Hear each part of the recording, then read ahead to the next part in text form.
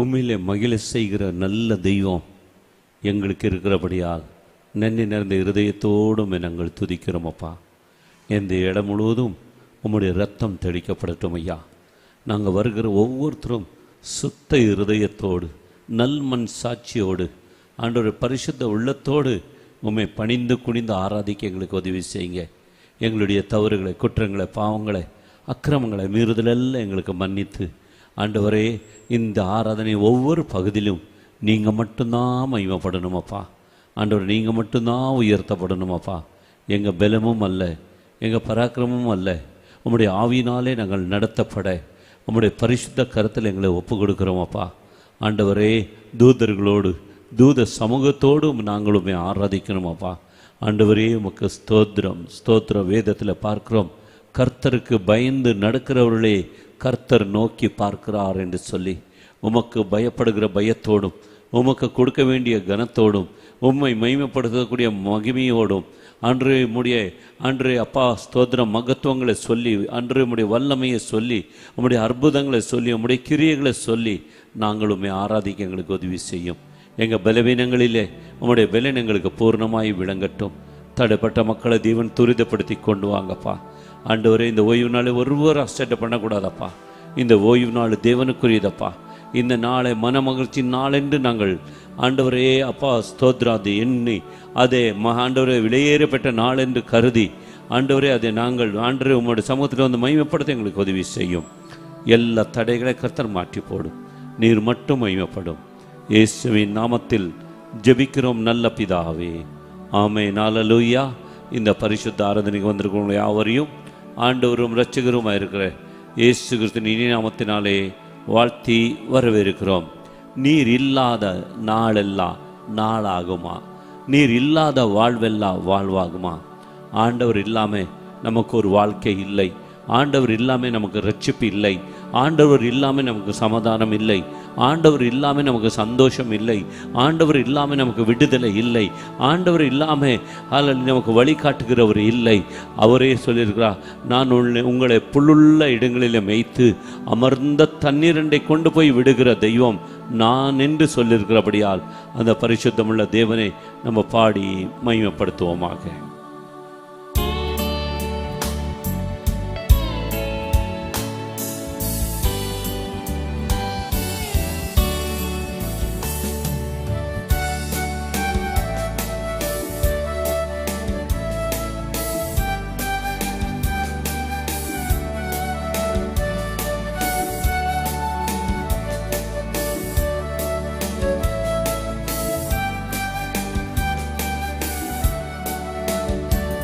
நீர் இல்லாத நாளெல்லாம் நாளாகுமா? நீர் இல்லாத வாழ்வெல்லாம் வாழ்வாகுமா? நீர் இல்லாத நாளெல்லாம் நாளாகுமா? நீர் இல்லாத வாழ்வெல்லாம் வாழ்வாகுமாம். உயிரின் நூற்றே நீயாவா, உண்மையின் வழியே நீயாவா, உயிரின் நூற்றே நீயாவா, உண்மையின் வழியே நீயாவா, உறவின் பிறப்பே நீயாவா, உறவின் பிறப்பே நீயாவா, உள்ளத்தின் மகிழ்வே நீயாவா. நீர் இல்லாத நாளெல்லாம் நாளாகுமா? நீர் இல்லாத வாழ்வெல்லாம் வாழ்வாகுமா? நீர் இல்லாத நாளெல்லாம் நாளாகுமா? நீர் இல்லாத வாழ்வெல்லாம் வாழ்வாகுமா? எனது ஆற்றலும் நீயாவாம், எனது வலிமையும் நீயாவா, எனது ஆற்றலும் நீயாவா, எனது வலிமையும் நீயாவா, எனது மரணம் நீயாவா, எனது ஆரணம் நீயாவா, எனது கோட்டையும் நீயாவா. நீர் இல்லாத நாடெல்லாம் நாளாகுமா? நீர் இல்லாத வாழ்வெல்லாம் வாழ்வாகுமா? நீர் இல்லாத நாடெல்லாம் நாளாகுமா? நீர் இல்லாத வாழ்வெல்லாம் வாழ்வாகுமா? எனது நினைவு நீயாவா, எனது மொழியும் நீயாவா, எனது நினைவு நீயாவா, எனது வலிமையும் நீயாவா, எனது மீட்பும் நீயாவா, எனது மீட்பும் நீயாவா, எனது உயிர்ப்பும் நீயாவா. நீர் இல்லாத நாளெல்லாம் நாளாகுமா? நீர் இல்லாத வாழ்வெல்லாம் வாழ்வாகுமா? நீர் இல்லாத நாடெல்லாம் நாளாகுமா? நீர் இல்லாத வாழ்வெல்லாம் வாழ்வாகுமா? எனது ஆற்றலும் நீயாவா, எனது வலிமையும் நீயாவா, எனது ஆற்றலும் நீயாவா, எனது வலிமையும் நீயாவா, எனது ஆரணம் நீயாவா, எனது ஆரணம் நீயாவா, எனது கோட்டையும் நீயாவா. நீர் இல்லாத நாளெல்லாம் நாளாகுமா? நீர் இல்லாத வாழ்வெல்லாம் வாழ்வாகுமா? நீர் இல்லாத நாளெல்லாம் நாளாகுமா? நீர் இல்லாத வாழ்வெல்லாம் வாழ்வாகுமா? அல்லேலூயா, அல்லேலூயா. அவர் இல்லாம நமக்கு ஒரு வாழ்வு இல்லை. அல்லேலூயா. அவர் தான் நமக்கு ஜீவன். அல்லேலூயா, அல்லேலூயா. அவர் பாவத்துக்கு மரித்து நீதிக்கு பிழைக்கும்படியாக நம்மளை தெரிந்து கொண்ட ஒரு நல்ல தேவன். அந்த தேவனை கரங்களை தட்டி சொல்லும், ஆண்டவரே, பாவத்துக்கு மரித்து நீதிக்கு பிழைக்க உதவி செய்த ஒரு நல்ல தேவன் அவர். அந்த தேவன் சதா காலமும் நம்முடைய தேவனாயிருக்கிறார். மரண பலி என்று அவர் நம்மளை நடத்தக்கூடிய தேவன். அல்லேலூயா, அல்லேலூயா. அந்த தேவாதி தேவனே, நீதியின் சால்வை அணிந்து, அல்லேலூயா, அல்லேலூயா, அவர் நீதியை சரி கட்டுகிற தேவன், நீதிமானுடைய பலியில பிரியப்படுகிற தேவன், நீதிமானுக்கு இறங்குகிற தேவன். அந்த தேவன் சதா காலமும் நம்முடைய தேவனாயிருக்கிறபடியால் அந்த தேவனை பாடி மகிமைப்படுத்துவோமாக.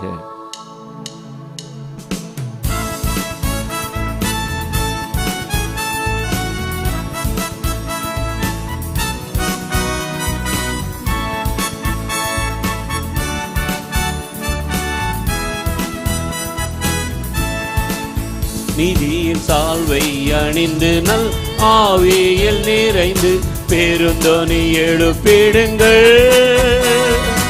ஆவியோடும் கருத்தோடும் துதியுங்கள், கர்த்தரை உயர்த்திடுங்கள். நீதியின் சால்வை அணிந்து நல் ஆவியில் நிறைந்து பெருந்தொனி எழுப்பிடுங்கள். ஆவியோடும் கருத்தோடும் துதியுங்கள், கர்த்தரை உயர்த்திடுங்கள். மீட்படைந்தோர் களிப்போடு சீயோன் விரைந்திடுவார். நித்திய மகிழ்ச்சி நிலைக்கும், சஞ்சலம் தவிப்பும் ஓடிப்போ. மீட்படைந்தோர் களிப்போடு சீயோன் விரைந்திடுவார். நித்திய மகிழ்ச்சி நிலைக்கும், சஞ்சலம் தவிப்பும் ஓடிப்போ. நீதியின் சால்வை அணிந்து நல் ஆவியில் நிறைந்து பெருந்தொனி எழுப்பிடுங்கள். ஆவியோடும் கருத்தோடும் துதியுங்கள், கர்த்தரை உயர்த்திடுங்கள். நீதியின் சால்வை அணிந்து நல் ஆவியில் நிறைந்து பெருந்தொனி எழுப்பிடுங்கள். ஆவியோடும் கருத்தோடும் துதியுங்கள், கர்த்தரை உயர்த்திடுங்கள். தாழ்த்த கரங்கள் எழும்ப, ஓய்ந்த தொனிகள் முழங்க, ஓய்வின்றி துதிகள் தேவனை கழிப்போம் சீயோன் மலையின் மீதிலே. தாழ்த்த கரங்கள் எழும்ப, ஓய்ந்த தொனிகள் முழங்க, ஓய்வின்றி துதிகள் தேவனை கழிப்போம் சீயோன் மலையின் மீதிலே. நீதியின் சால்வை அணிந்து நல் ஆவியில் நிறைந்து பெருந்தொனி எழுப்பிடுங்கள். ஆவியோடும் கருத்தோடும் துதியுங்கள், கர்த்தரை உயர்த்திடுங்கள். நீதியின் சால்வை அணிந்து நல் ஆவியில் நிறைந்து பெருந்தொனி எழுப்பிடுங்கள். ஆவியோடும் கருத்தோடும் துதியுங்கள், கர்த்தரை உயர்த்திடுங்கள். அல்லேலூயா துதி பாடி ஆண்டவரை புகழ்வோம். அவரின் முன்பாக பணிந்து குனிந்து துதித்து உயர்த்திடுவோம். அல்லேலூயா துதி பாடி ஆண்டவரை புகழ்வோம். அவரின் முன்பாக பணிந்து குனிந்து துதித்து உயர்த்திடுவோம். நீதியின் சால்வை அணிந்து நல் ஆவியில் நிறைந்து பெருந்தொனி எழுப்பிடுங்கள். ஆவியோடும் கருத்தோடும் துதியுங்கள், கர்த்தரை உயர்த்திடுங்கள். நீதியின் சால்வை அணிந்து நல் ஆவியில் நிறைந்து பெருந்தொனி எழுப்பிடுங்கள். ஆவியோடும் கருத்தோடும் துதியுங்கள், கர்த்தரை உயர்த்திடுங்கள். நம்ம யாவர் எழும்பி நின்று அல்லேலூயா துதி பாடி ஆண்டவரை புகழ்வோம். அவரின் முன்பாக பணிந்து குனிந்து துதித்து அவருடைய நாமத்தை உயர்த்துவோமாக. அல்லேலூயா துதி பாடி ஆண்டவரை புகழ்வோம்.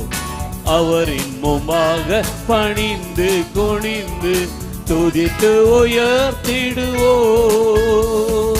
அல்லேலூயா துதி பாடி ஆண்டவரை புகழ்வோம். அவரின் முன்பாக பணிந்து குனிந்து துதித்து உயர்த்திடுவோம். நீதியின் சால்வை அணிந்து நல் ஆவியில் நிறைந்து பெருந்தொனி எழுப்பிடுங்கள்.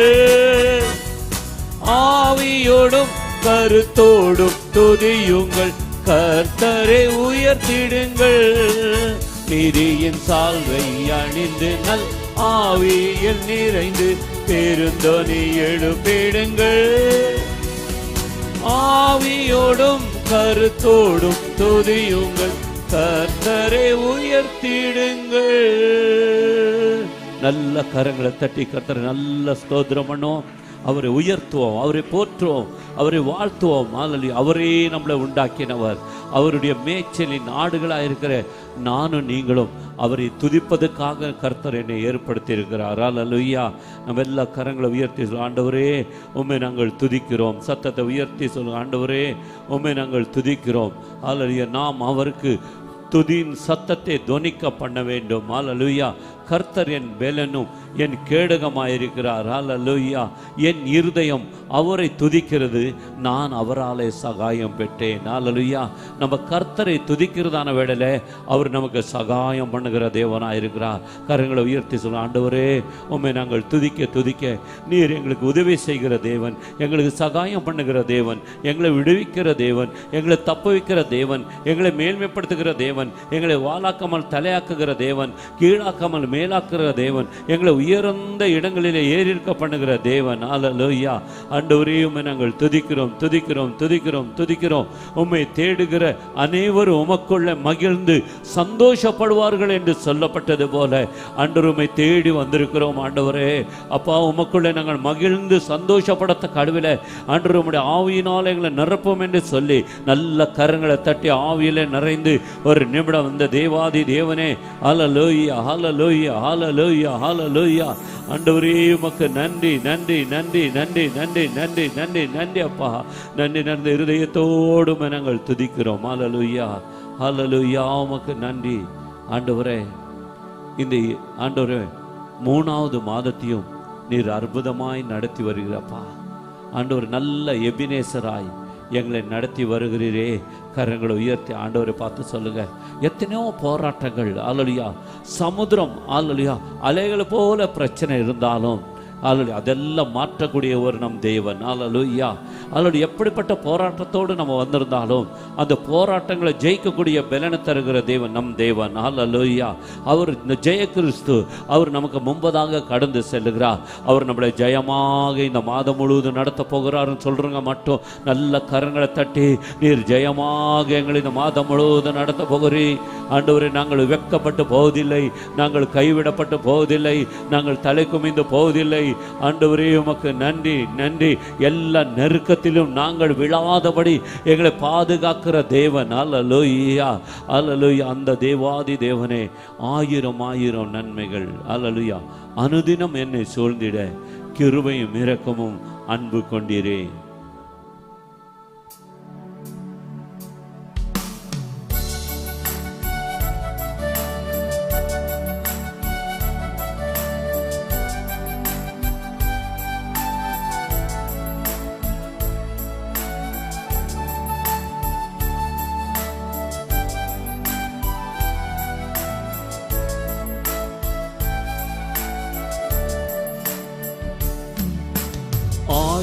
ஆயிரம் நன்மைகள் அனுதினம் என்னை சூழ்ந்திட கிருபையும் இருக்கும் அன்பு கொண்டீரே.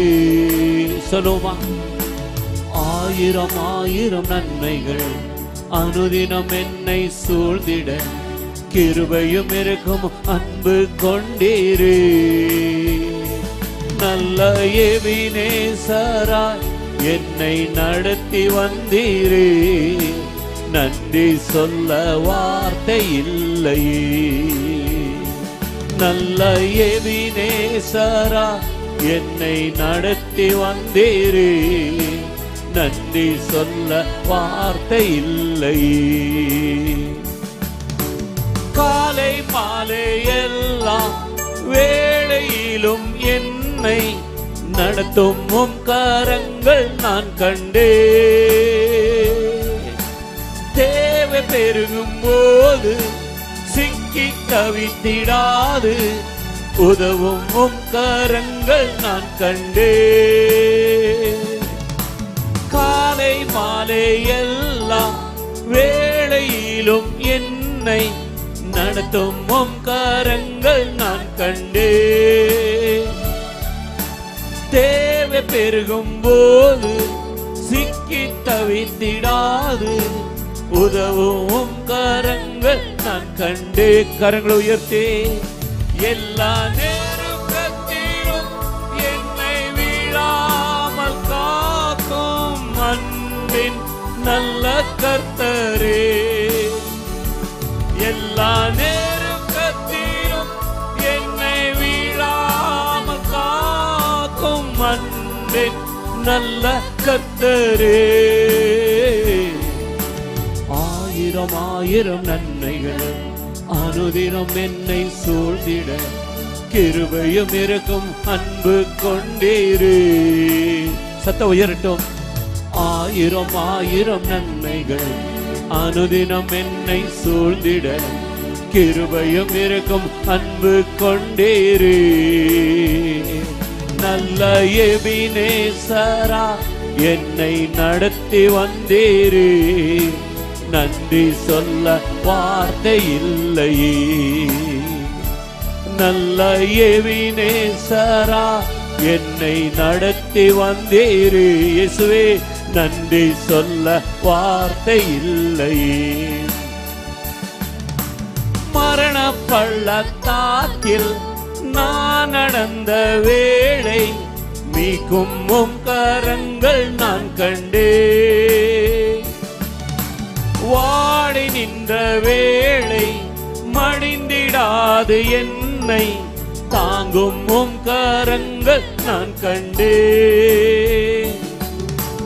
மரண பள்ளத்தாக்கில் நான் நடந்த வேளை மீட்கும் உம் கரங்கள் நான் கண்டே. வாடி நின்ற வேளை மடிந்திடாது என்னை தாங்கும் உம் கரங்கள் நான் கண்டே. எந்த மாறாவின் வாழ்வை மதுரமாய் மாற்றும் அன்பின் நல்ல கர்த்தரே. எந்த மாறாவின் வாழ்வை மதுரமாய் மாற்றும் அன்பின் நல்ல கர்த்தரே. கரங்களை உயர்த்தி சொல்லுங்க. ஆயிரம் ஆயிரம் நன்மைகள் அனுதினம் என்னை சூழ்ந்திட கிருபையும் இருக்கும் அன்பு கொண்டீரே. ஆயிரம் ஆயிரம் நன்மைகள் அனுதினம் என்னை சூழ்ந்திட கிருபையும் இருக்கும் அன்பு கொண்டீரே. நல்ல எபினேசரா என்னை நடத்தி வந்தீரே. நன்றி சொல்ல வார்த்தை இல்லை. சேர்ந்து சொல்லுமா. நல்ல எபினேசரா என்னை நடத்தி வந்தீரே. நன்றி சொல்ல வார்த்தை இல்லை. கரங்களை உயர்த்தி சொல்லுங்க. நல்ல எபினேசரா என்னை நடத்தி வந்தீரே. இயேசுவே நன்றி சொல்ல வார்த்தை இல்லை. கரங்களை தட்டி ஆண்டவரே உமக்கு நன்றி அப்பா. அற்புதமாய் எங்களை நடத்தி வந்திருக்கிறே ஆண்டவரே. அதிசயமாய் எங்களை நடத்தி வந்திருக்கிறே. ஒரு நன்மையும் குறைபடாதபடி எங்களை நடத்தி வந்திருக்கிறே. மரண பள்ளத்தாக்கில் எல்லாம் நடந்த போதெல்லாம் உம்முடைய கோலும் தடி எங்களை தேட்டினது ஆண்டவரே. நீர் எங்களை தேட்டக்கூடிய தேவனாய் கடந்து வந்திருப்பா. கரங்களை உயர்த்தி சொல்லுங்க. மரண பள்ளத்தாக்கில் வேதனையோடு இருக்கிற நேரத்தில், கைவிடப்பட்ட நேரத்தில், எல்லாராலும் தள்ளப்பட்ட நேரத்தில், அல்லது எல்லா விதத்திலையும் நொறுக்கப்பட்ட நேரத்தில் ஆண்டவரே எங்களை விட்டு விலகாதபடி ஆண்டவரே நாங்கள் விழாதபடி உம்முடைய கரமங்களை தாங்கி கொண்டதே, உம்முடைய கரமங்களை சுமந்து கொண்டதே, உம்முடைய கரமங்களை கரம் பிடித்து நடத்தினதே, உம்முடைய கரமங்களை தூக்கி நிறுத்தினதே. கரங்களை தட்டி நீர் நல்லவ, நீர் நல்லவ, நீர் நல்லவ, நீர் நல்லவ, நீர் நல்லவ, நீர் நல்லவர் ஆண்டவரே. நீர் வாக்கு மாறாத தேவன் ஆண்டவரே. உமக்கு நன்றி நன்றி நன்றி நன்றி ஆண்டவரே. ஹல்லேலூயா ஹல்லேலூயா. தேவன் நமக்கு கொடுத்த வாக்குத்தத்த வசனத்தின்படி சொன்னதை செய்யும் வரை அவர் நம்மளை கைவிடவே மாட்டார். ஹல்லேலூயா ஹல்லேலூயா. உங்களுக்கு என்ன சொல்லியிருக்கிறாரோ, ஏதோ ஒவ்வொரு நாள் சொல்லுகிற ஒவ்வொரு வார்த்தையிலும் வல்லமை வெளிப்படும். ஹல்லேலூயா. அவருடைய வார்த்தை வல்லமை உள்ள வார்த்தை. ஹல்லேலூயா ஹல்லேலூயா. அவருடைய வாயிலிருந்து புறப்படுகிற வார்த்தை ஒன்றும் ஹல்லேலூயா அது கிரியை செய்யாமல் அது திரும்பி வராது என்று சொல்லப்பட்டிருக்கிறது. ஹல்லேலூயா ஹல்லேலூயா. நாம நினைக்கலாம் என் வாழ்க்கையில் இது நடக்குமோ நடக்காதோ என்ற சந்தேகத்தோடு நீங்க ஹல்லேலூயா இந்த இடத்துல வந்திருக்கிறார். ஹல்லேலூயா ஹல்லேலூயா. அது நம்ம வாழ்க்கையில எல்லாத்தையும் செய்யக்கூடிய தேவன் நம்மோடு கூட இருக்கிறார். ஹல்லேலூயா. நீங்க நினைக்கலாம் எனக்கு நிந்தைகள், அவமானங்கள், போராட்டங்கள் எல்லாம் இருக்கிறது. ஹல்லேலூயா. நான் அநேக காரியங்களை இழந்து போனேன், அநேக பொருள்களை இழந்து போனேன், அநேக ஆசீர்வாதங்களை இழந்து போனேன். அது எனக்கு கிடைக்குமா என்ற ஹல்லேலூயா அந்த நோக்கத்தோடு இந்த இடத்துல வந்திருக்கலாம். ஆண்டவர் சொல்லுகிறார், தாவீதுக்கு எல்லாத்தையும் தேவன் திருப்பி கொடுத்தது போல கரங்களை தட்டி சொல்லுங்க. எல்லா ஆவிக்குரிய வரங்களையும், ஆவிக்குரிய ஆசீர்வாதங்களையும், பூமிக்குரிய ஆசீர்வாதங்களையும் தேவன் நம்மளுக்கு திருப்பி தரப்போகிறார். நம்மளுடைய நிந்தை மாறும். ஹல்லேலூயா ஹல்லேலூயா. ஸ்தோத்திரம் ஸ்தோத்திரம் ஸ்தோத்திரம் ஸ்தோத்திரம் ஸ்தோத்திரம் ஸ்தோத்திரம் ஆண்டவரே. கர்த்தர் செய்ய நினைத்தது அது ஒரு நாளும் தடைப்படாது. ஹல்லேலூயா. நம்ம எல்லாம் சேர்ந்து தேவனை மகிமைப்படுத்துவோம். கர்த்தர் எனக்காய் யாவையும் செய்து முடிப்பார்.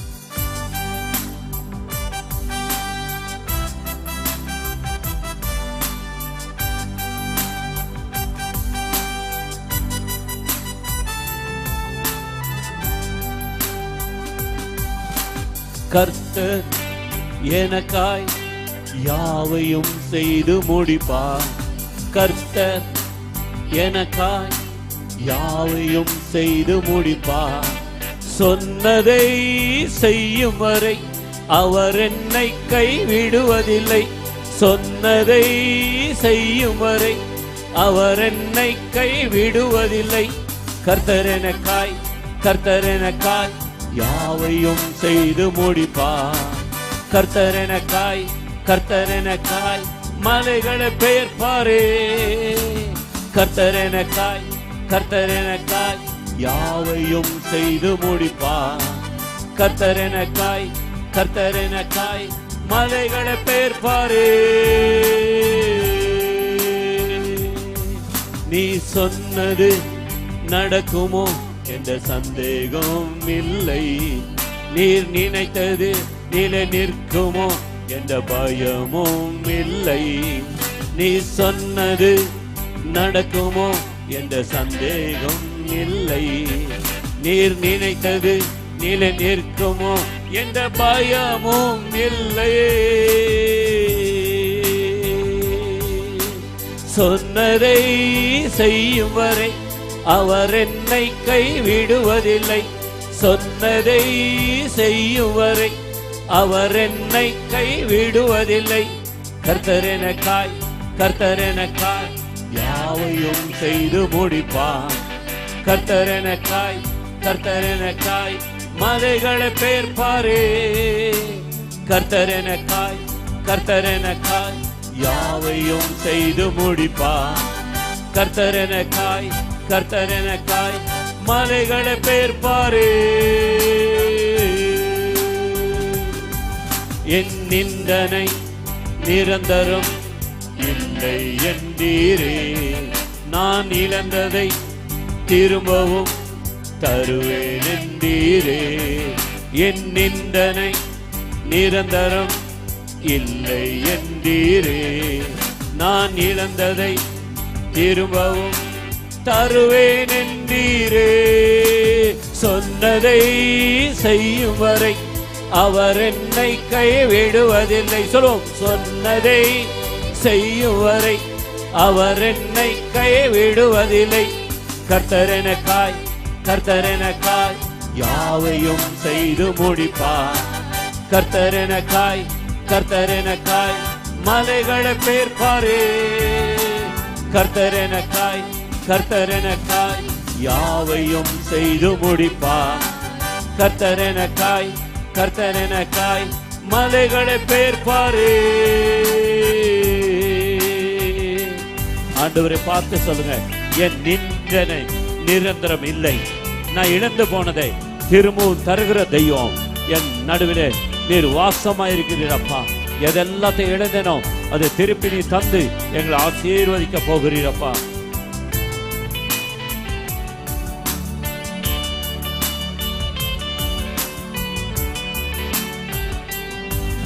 என் நிந்தனை நிரந்தரம் இல்லை என்றீரே. நான் இழந்ததை திரும்பவும் தருவேன் என்றீரே. என் நிந்தனை நிரந்தரம் இல்லை என்றீரே. நான் இழந்ததை திரும்பவும் தருவேன் என்றீரே. சொன்னதை செய்யும் வரை அவர் என்னை கைவிடுவதில்லை. சொன்னதை செய்யும் வரை அவர் என்னை கைவிடுவதில்லை. கர்த்தர் எனக்காய், கர்த்தர் எனக்காய் யாவையும் செய்து முடிப்பார். கர்த்தர் எனக்காய், கர்த்தர் எனக்காய் மலைகளை பெயர்ப்பாரே. கர்த்தர் எனக்காய், கர்த்தர் எனக்காய் யாவையும் செய்து முடிப்பார். கர்த்தர் எனக்காய், கர்த்தர் எனக்காய் மலைகளை பேர்ப்பாரே. கரங்களை உயர்த்தி சொல்லுங்க, சொன்னதை செய்யும் வரை அவர் என்னை கைவிடவே மாட்டார். அல்லேலூயா. அவர் சொன்னதை நிறைவேற்றுவார். அல்லேலூயா, அல்லேலூயா. கர்த்தருடைய நாமத்தை நம்ம எல்லாம் உயர்த்தும். ஆண்டவரே, உம்முடைய நாமத்தினாலே ஆண்டவரே நீர் எங்களை கைவிடாதபடி பாதுகாக்கிற தேவன். உம்முடைய நாமத்தினாலே எதை கேட்டாலும் அதை நான் தருவேன் என்று சொன்ன தேவன். உம்முடைய நாமத்துக்கு ஆண்டவரே அப்பா எல்லா கால்களும் ஒடுங்கும் என்று சொன்ன தேவன். ஆண்டவரே அப்பா நீ சொன்னது நடக்கும் ஆண்டவரே. அல்லேலூயா. சந்தேகப்பட மாட்டோம் ஆண்டவரே. நீ சொன்னது என் வாழ்க்கையில் நிறைவேறும். என் குடும்பத்தில் ரட்சிக்கப்படாதவர்கள் ரட்சிக்கப்படுவார்கள். மனம் திரும்பாதவர்கள் மனம் திரும்புவார்கள். ஆண்டவரே அப்பா என் குடும்பத்தில் அற்புதங்கள் நடக்கும். என் குடும்பத்தில் அதிசயங்கள் நடக்கும். என் குடும்பத்தில் வியாபாரங்கள் ஆசீர்வதிக்கப்படும். என் குடும்பத்தில் தொழில்கள் ஆசீர்வதிக்கப்படும். என் குடும்பத்தில் உத்தியோகங்கள் ஆசீர்வதிக்கப்படும். நாங்கள் சந்தேகப்பட மாட்டோம். நீ சொன்னதை நிறைவேற்றுகிற தெய்வம் நீர் என்று சொல்லி நல்ல கரங்களை தட்டி அந்த தேவாதி தேவனே, அந்த ராஜாதி ராஜனே நல்ல துதிங்க, நல்ல துதிங்க, நல்ல துதிங்க. துதிக்க துதிக்க துதிக்க செக்கினா மகிமை. அல்லேலூயா, அல்லேலூயா. எருசலேம் ஆலயத்தை நிரப்பின அந்த மகிமை. அல்லேலூயா. இந்த இடத்துக்குள்ள கடந்து வந்து கொண்டிருக்கிறபடியால் ஆண்டவரே உமக்கு நன்றி, நன்றி, நன்றி, நன்றி ஆண்டவரே. உமக்கு நன்றி, நன்றி, நன்றி, நன்றி ஆண்டவரே. அல்லேலூயா. உமக்கு நன்றி. உம்மை ஆராதிப்பேன், உம்மையே நான் ஆராதிப்பேன். கரங்களை உயர்த்தி சொல்லுவோம், என் நாட்கள் முடியும் வரை, என் ஜீவன் பிரியும் வரை, என் சுவாசம் ஒழியும் வரை உம்மையே ஆராதிப்பேன். கரங்களை உயர்த்தி சொல்லுங்க, நீங்க தான் எங்க ஜீவனின் அதிபதி. எங்களுக்கு நாட்களை கூட்டி தருகிற தெய்வம் நீர் அப்பா. ஆண்டவரே அந்த நாட்களை நாங்கள் விசேஷித்துக் கொள்ள எங்களுக்கு கிருபை பாராட்டுங்க ஆண்டவரே என்று சொல்லி அல்லேலூயா நம்ம எல்லாரும் அவரை மையப்படுத்துவோமாக.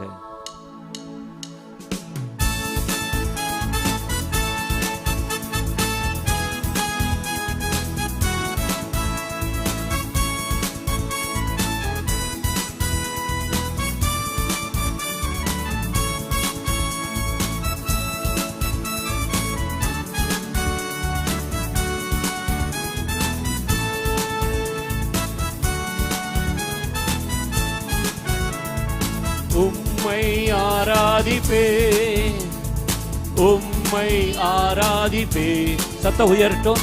உம்மை ஆராதிப்பே, உம்மை ஆராதிப்பே. என் நாட்கள் முடியும் வரை, என் ஜீவன் பிரியும் வரை, என் சுவாசம் ஒழியும் வரை உம்மையே ஆராதிப்பே, உம்மையே ஆராதிப்பே, உம்மையே ஆராதிப்பே, உம்மையே ஆராதிப்பே. தாயின் கருவில் உருவாகும் முன்னே பெயர் சொல்லி அழைத்தவர் நீரே. தாயினும் மேலாக அன்பு வைத்து நீ எனக்காக ஜீவன் தந்தீரே. தாயின் கருவில் உருவாகும் முன்னே பெயர் சொல்லி அழைத்தவர் நீரே. தாயினும் மேலாக அன்பு வைத்து நீ எனக்காக ஜீவன் தந்தீ. கரங்களை என் நாட்கள் முடியும் வரை, எல்லா கரங்களை உயர்த்தி, என் ஜீவன் பிரியும் வரை, என் சுவாசம் ஒழியும் வரை உம்மையே, உம்மையே, உம்மையே ஆராதிப்பே, உம்மையே ஆராதிப்பே. எத்தனை முறை இடறினாலும் அத்தனையும் மன்னித்தீரே. நன்மையும் கிருபையும் தொடர செய்து என மீண்டும் நடக்க வைத்தீரே. எத்தனை முறை இடறினாலும் அத்தனையும் மன்னித்தீரே. நன்மையும் கிருபையும் தொடர செய்து என மீண்டும் நடக்க வைத்தி. கரங்களா செய்து என் நாட்கள் முடியும் வரை, சொல்லுங்க, என் ஜீவன் பிரியும் வரை, என் சுவாசம் ஒழியும் வரை உம்மையே, உம்மையே ஆராதிப்பே, உம்மையே ஆராதிப்பே, உம்மையே ஆராதிப்பே, உம்மையே ஆராதிப்பே, உம்மையே ஆராதிப்பே, உம்மையே ஆராதிப்பே. நல்ல கரங்களை தட்டி சொல்லுங்க. என் நாட்கள் முடிவு வர, என் ஜீவன் பிரிய வர, ஆண்டவரே என் சுவாசம் ஒளி வர உம்மையே நான் ஆராதிப்பேன், உம்மையே துதிப்பேன். உமக்கு ஒருவருக்கே ஆண்டவரே நான் ஆராதனை செய்வேன். உமக்கு முன்பதாக பணிந்து குனிந்து உம்மை நான் தொழுது கொள்வேன் ஆண்டவரே என்று சொல்லி 2 கரங்களை கூப்பி சொல்லுங்க. ஆண்டவரே, நீர் எங்களை வர்த்திக்க பண்ணுகிற தேவன், நாங்கள் குறுகி போவதில்லப்பா.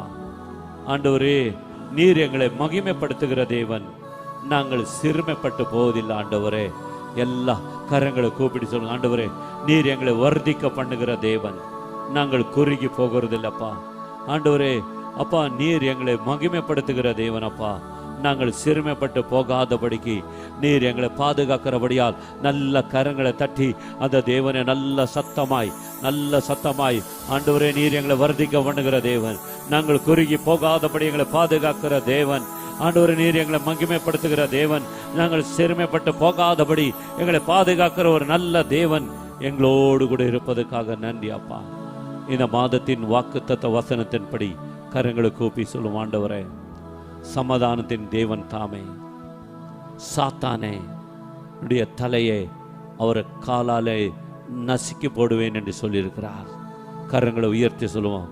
அவர் நசுக்கி போடணுமானா நானும் நீங்களும் ஜபிக்கிறவனாய் காணப்பட வேண்டும், பரிசுத்த உள்ளத்தோடு காணப்பட வேண்டும், அனுதினமும் அவரை தேட வேண்டும், அவருடைய கற்பனைகளை கைகொண்டு நடக்க வேண்டும், அவருக்கு பயப்படுகிற பயத்தோடு நம்ம காணப்பட வேண்டும்.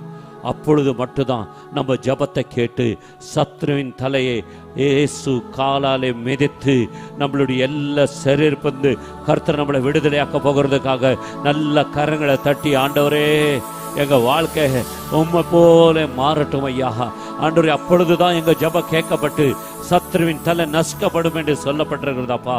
அப்படியாக எங்களை மாற்றும் ஆண்டவரே. அப்பா ஸ்தோத்திரம் ஆண்டவரே. ஏதோ கிறிஸ்துவன் என்று சொல்லிக் கொள்ளாதபடி கிறிஸ்துவை அணிந்து கொண்டவர்களாய் நான் காணப்பட எங்களுக்கு உதவி செய்யும். தொடர்ந்து இருக்கிற எல்லா பகுதியும் நம்முடைய பிரசன்னம் எங்களோடு கூட இருக்கட்டும். இயேசுவின் நாமத்தில் பிதாவே. நாம் அனைவரும் வேதத்தை கரங்களில் எடுத்துக்கொள்வோம். இன்று வாசிக்க தெரிந்து கொள்ளப்பட்ட வேத பகுதி சங்கீதம் 110, பழைய ஏற்பாடு பக்கம் 741. அந்த அதிகாரம் முழுவதும் உள்ள வசனங்களை வசனம் பிரதி வசனமாக வாசிக்கலாம். கர்த்தர் என் ஆண்டவரை நோக்கி, நான் உம்முடைய சத்துருக்களை உமக்கு பாதப்படியாக்கி போடும் வரைக்கும் நீர் என்னுடைய வலது பாரிசத்தில் உட்காரும் என்றார்.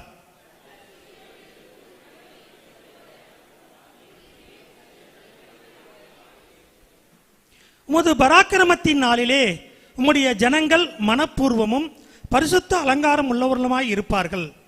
விடியற்காலத்து கற்பத்தில் பிறக்கும் பனிக்கு சமானமாய் உம்முடைய யௌவன ஜனம் உமக்கு பிறக்கும்.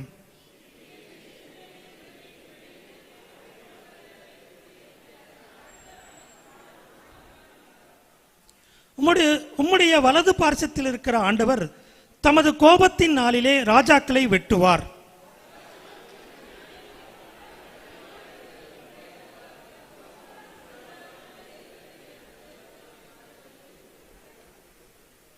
அனைவரும் சேர்ந்து வாசிப்போம். வழியிலே அவர் நதியில் குடிப்பார், ஆகையால் அவர் தமது தலையை உயர்த்துவார்.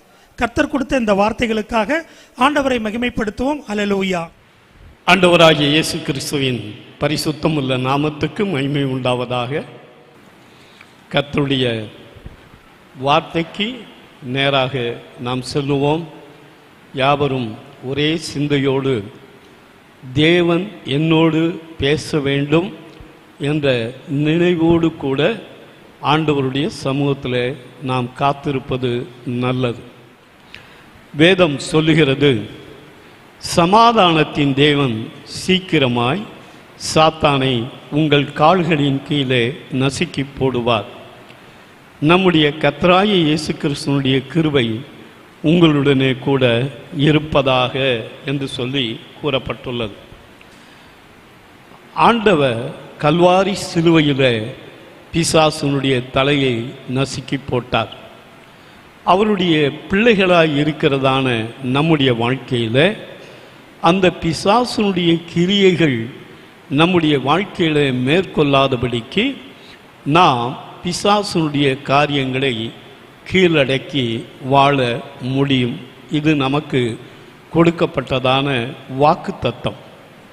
ஆக நம்முடைய வாழ்க்கையில் நாம் செய்ய வேண்டியதான காரியம் என்னவென்றால், நாம் ஆண்டவருடைய சமூகத்தில் வந்திருக்கிறதான நாம் 2 காரியத்தை நம்மால் செய்ய முடியும்.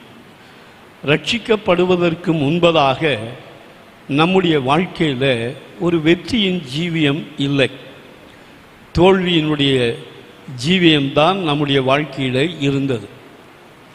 2வதாக பயனற்ற ஒரு வாழ்க்கை வாழ்ந்து கொண்டிருந்தோம். ஆனால் ஆண்டவராகிய இயேசு நமக்காக மரித்ததினாலே, நாம் ரட்சிக்கப்பட்டபடியினாலே, பரிசுத்த ஆவியானவர் நமக்குள் இருக்கிறபடியினாலே நம்முடைய வாழ்க்கையில் நாம் ஒரு வெற்றியுள்ள ஜீவியம் வாழ முடியும். இன்றைக்கு அநேக கிறிஸ்தவர்களுடைய வாழ்க்கையில் அவர்கள் நினைக்கிறதான காரியம் என்னவென்றால், என்னாலெல்லாம் இப்படி வாழ முடியாது, என்னாலெல்லாம் பரிசுத்தமாக வாழ முடியாது, என்னாலெல்லாம் வெற்றியுள்ள வாழ்க்கை வாழ முடியாது என்றதான நினைவில் இருக்கக்கூடியவர்கள் உண்டு. ஆனால் வெளிப்படுத்தின விசேஷத்தில் ஆண்டவர் சொல்லும் பொழுது அவர் சொல்லுகிறதான காரியம் என்னவென்று சொல்லி நாம் பார்க்கும் பொழுது, ஜெயம் கொள்ளுகிறவன் எவனோ என்று சொல்லி ஆண்டவர் அங்கே சொல்லுகிறதான காரியத்தை பார்க்கிறோம். ஜெயம் கொள்ளுகிறவனுக்கு ஜீவ விருட்சத்தின் கனியை புசிக்க கொடுப்பேன். அப்போ ஜெயம் கொள்ளாத நிலையில் நாம் இருந்தோம்னாக்க ஆண்டவர் அப்படி சொல்ல மாட்டார், நம்மால் முடியும்.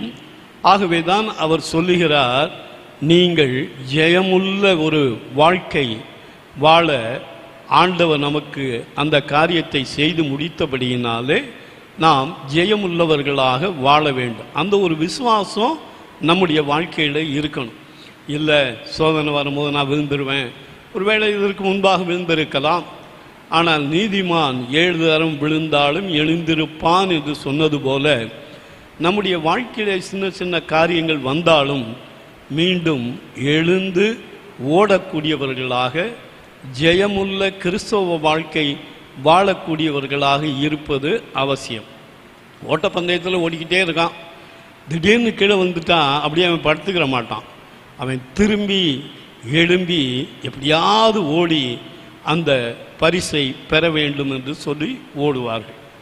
அதுபோலதான் நம்முடைய வாழ்க்கையிலே கிறிஸ்தவ வாழ்க்கையின் ஓட்டம் சில வேளைகளில் தடுமாறக்கூடிய சூழ்நிலைகள் வந்தாலும் நமக்குள்ள வாக்குத்தத்தம் என்னவென்றால், நாம் ஜெயமுள்ள வாழ்க்கை, வெற்றியுள்ள வாழ்க்கை வாழ முடியும். ஆகவே தான் அங்கே பார்க்கிறோம், ஜெயம் கொள்ளுகிறவனுக்கு ஜீவ விருட்சத்தின் கனியை புசிக்க கொடுப்பேன் என்று சொல்லி ஆண்டவர் சொல்லுகிறார். அப்போ முதலாவது ஆதாம் ஏவாள் அவங்களால ஜெயம் கொள்ள முடியாத நிலைமைக்கு போய்விட்டார்கள். ஆனால் ஆண்டவர் இயேசுவினுடைய கிருபையினாலே நாம் ஜெயம் உள்ளவர்களாக வாழ வேண்டும். அந்த ஒரு விசுவாசம், நம்பிக்கை நம்மை விட்டு சென்றுவிடக்கூடாது. இந்த ஜெயம் கொள்ளுகிற ஒரு வாழ்க்கை வாழும்போது தான் 2ஆம் மரணம் நம்முடைய வாழ்க்கையில் நமக்கு சந்திக்காது. உலகத்தில் இருக்கிற எல்லா பேரும் சொல்கிறது என்ன, யாராக இருந்தாலும் ஒரு நாளைக்கு மறித்து தான் போவாங்க, அதோட எல்லாம் முடிஞ்சு போச்சு அப்படின்னு சொல்லுவாங்க. ஆனால் உலகத்தில் இந்த பூமியில் நாம் வாழும் பொழுது எல்லாரும் மறிக்கிறோம். ரட்சிக்கப்பட்டு இருந்தாலும் சரி, ரட்சிக்கப்படாது இருந்தாலும் சரி, மறிக்கிறோம். ஆனால் வேதம் சொல்லுகிறது 2ஆம் மரணம் என்று சொல்லி ஒன்று உண்டு. அதுதான் ஆவிக்குரிய மரணம். இந்த பூமியில் பிறந்த எல்லாருக்கும் என்னன்னாக்க, ஒரு முறை பிறந்தவர்களுக்கு 2 விதமான மரணங்கள் உண்டு. சரீர பிரகாரமாக மரணம் உண்டு, ஆவிக்குரிய மரணம் உண்டு. ஆனால் இந்த பூமியில் இருக்கும் பொழுது 2 முறை பிறந்து விட்டால் அவர்களுக்கு ஒரே மரணம்தான், சரீர மரணம்தான், ஆவிக்குரிய மரணம் இல்லை. அப்போ 2 முறை எப்படி பிறக்கிறது? ஆண்டவராகிய இயேசு இங்கே நிக்கோதேமுவினிடத்தில் சொல்லும் பொழுது, நீ மறுபடியும் பிறவாவிட்டால் தேவனுடைய ராஜ்யத்தை காண மாட்டான் என்று சொன்னார். அப்போ மறுபடியும் பிறப்பது என்ன அப்படின்னு சொன்னால், இந்த பூமியில் இருக்கும் பொழுதே நம்முடைய வாழ்க்கையில் ஆண்டவருக்கு ஒப்பு கொடுத்து ஆண்டவராகிய இயேசுவை இரட்சகராக ஏற்றுக்கொண்டு அவருடைய வார்த்தையின் வழியிலே நாம் செல்லும் பொழுது நமக்கு ஒரே மரணம்தான், அந்த ஆவிக்குரிய மரணம் நமக்கு இல்லை. ஆக நாம் ஏன் ஜெயமுள்ள வாழ்க்கை வாழ வேண்டும்? நம்முடைய வாழ்க்கையில நித்தியத்துக்கு செல்லுவதற்கு நாம் ஜெயமுள்ள வெற்றியுள்ள ஒரு வாழ்க்கை வாழ்வது அவசியமான காரியம். வெளிப்படுத்தின விசேஷம் 2ஆம் அதிகாரம் 17ஆம் வசனத்தில் பார்க்கும் பொழுது ஆண்டவர் அங்கே சொல்லுகிறார், மறைவான மன்னாவை நான் புசிக்க கொடுப்பேன். 2:26 பார்க்கும் பொழுது ஜாதிகளின் மேல் அதிகாரம் கொடுப்பேன் என்றும், 3:5 பார்க்கும் பொழுது வெண் வஸ்திரம் தரிப்பிக்கப்படும் என்றும், அங்கே 3:12 ஆலயத்தில் தூணாக்குவேன் என்றும், 3:21 சிங்காசனத்தில் உட்காரும்படி அருள் செய்வேன் என்றும் சொல்லியும் ஆண்டவர் சொன்னார். இந்த காரியங்கள் உண்மையும் உத்தமமான சரியான காரியம். ஆண்டவர் பொய்யுரையாத தேவன். அவர் ஒரு காலத்திலும் பொய் சொல்லுகிற தேவன் அல்ல. அவர் வேதத்தில் என்ன சொல்லி இருக்கிறாரோ அந்த காரியங்கள் எல்லாமே உண்மையான சத்தியமான காரியங்கள். ஆகவே நம்முடைய வாழ்க்கையில் நாம் அறிந்து கொள்ள வேண்டியதான காரியம் என்னவென்றால், முதலாவதாக என்னால் ஜெயம் கொள்ளுகிற வாழ்க்கை வாழ முடியும் என்றதான ஒரு காரியம் வரணும். நம்முடைய மாம்சத்தினுடைய பலத்தினாலே நாம் என்ன செய்ய முடியாது என்றால், அந்த வருகிற சோதனை மற்றுமுள்ள காரியங்களை நாம் மேற்கொள்ள முடியாது. நான் ஹிந்து குடும்பத்திலேருந்து ஆண்டவரை ஏற்றுக்கொண்டேன். அதுக்கு பின்னாடி ஆண்டவராகிய இயேசுவை பற்றி கொஞ்சம் கொஞ்சமாக அறிஞ்சு கொண்டு வந்தேன். ரட்சிக்கப்படல. ஆனாலும் என்னுடைய வாழ்க்கையில் பாவங்கள் இருந்துச்சு. சிகரெட் குடிப்பேன், மற்றும் தேவையில்லாத சினிமாக்கள் மற்றும் உள்ள காரியங்களை நான் பார்ப்பேன். ஆனால் நான் செய்யக்கூடாதுன்னு நினச்சாலும் அதை செஞ்சிருவேன். ஆனால் எனக்கு செஞ்ச பின்னாடி வருத்தம் வரும்.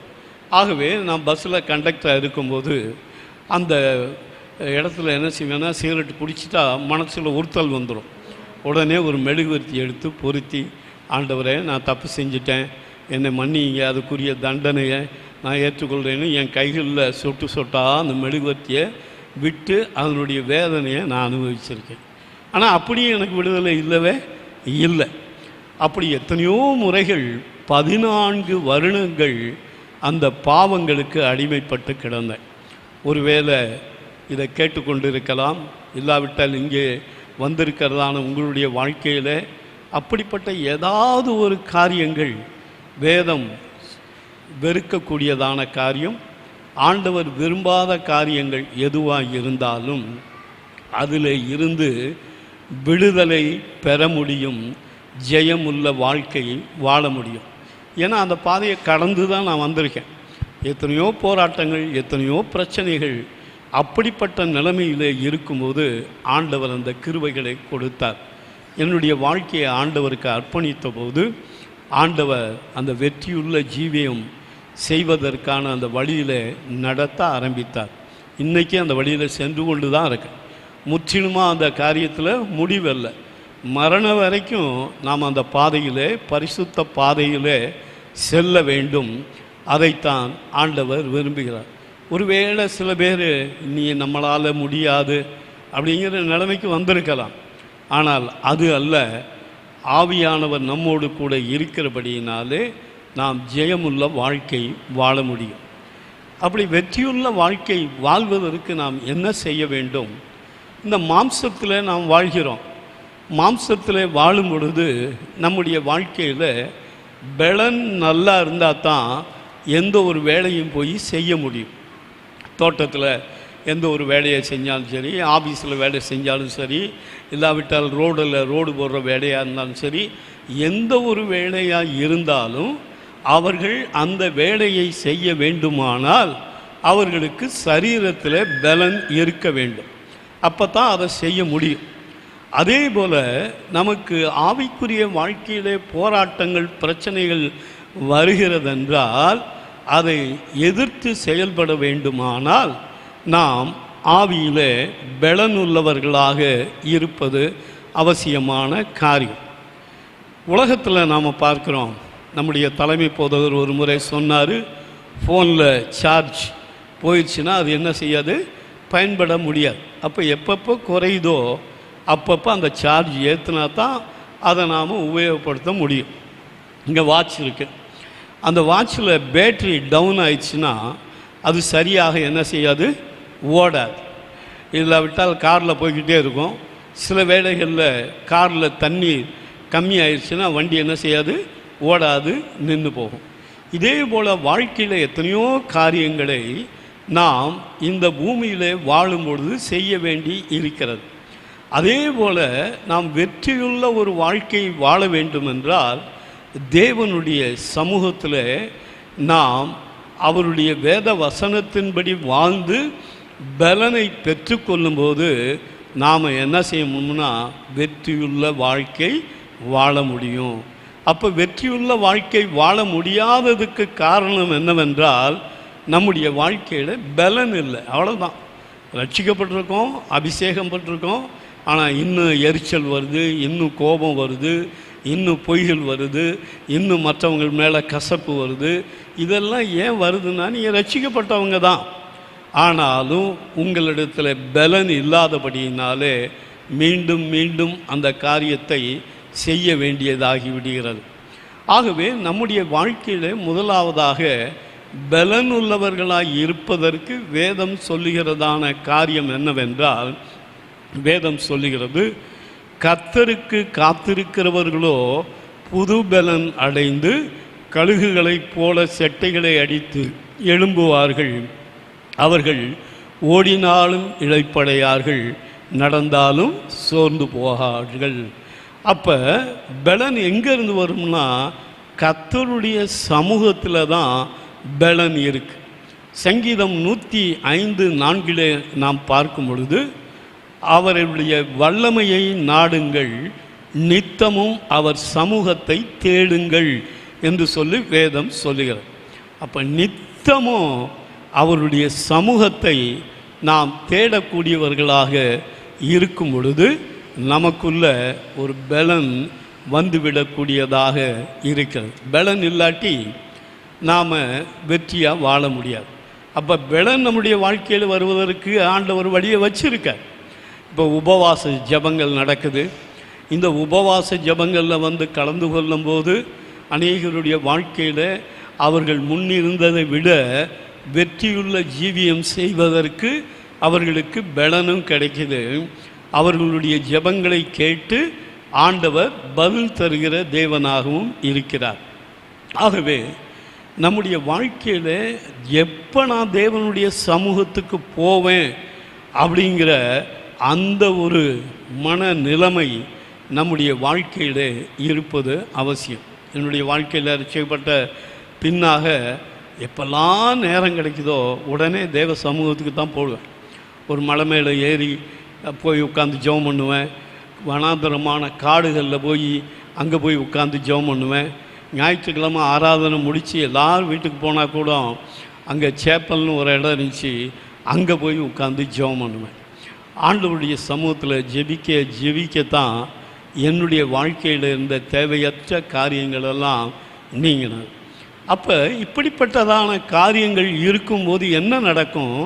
கிறிஸ்தவர்கள்தான், ஆனால் வெற்றியுள்ள ஜீவியம் இல்லாவிட்டால் என்ன நடக்கும்னா மற்றவர்கள் இடறி போய்விடுவார்கள்.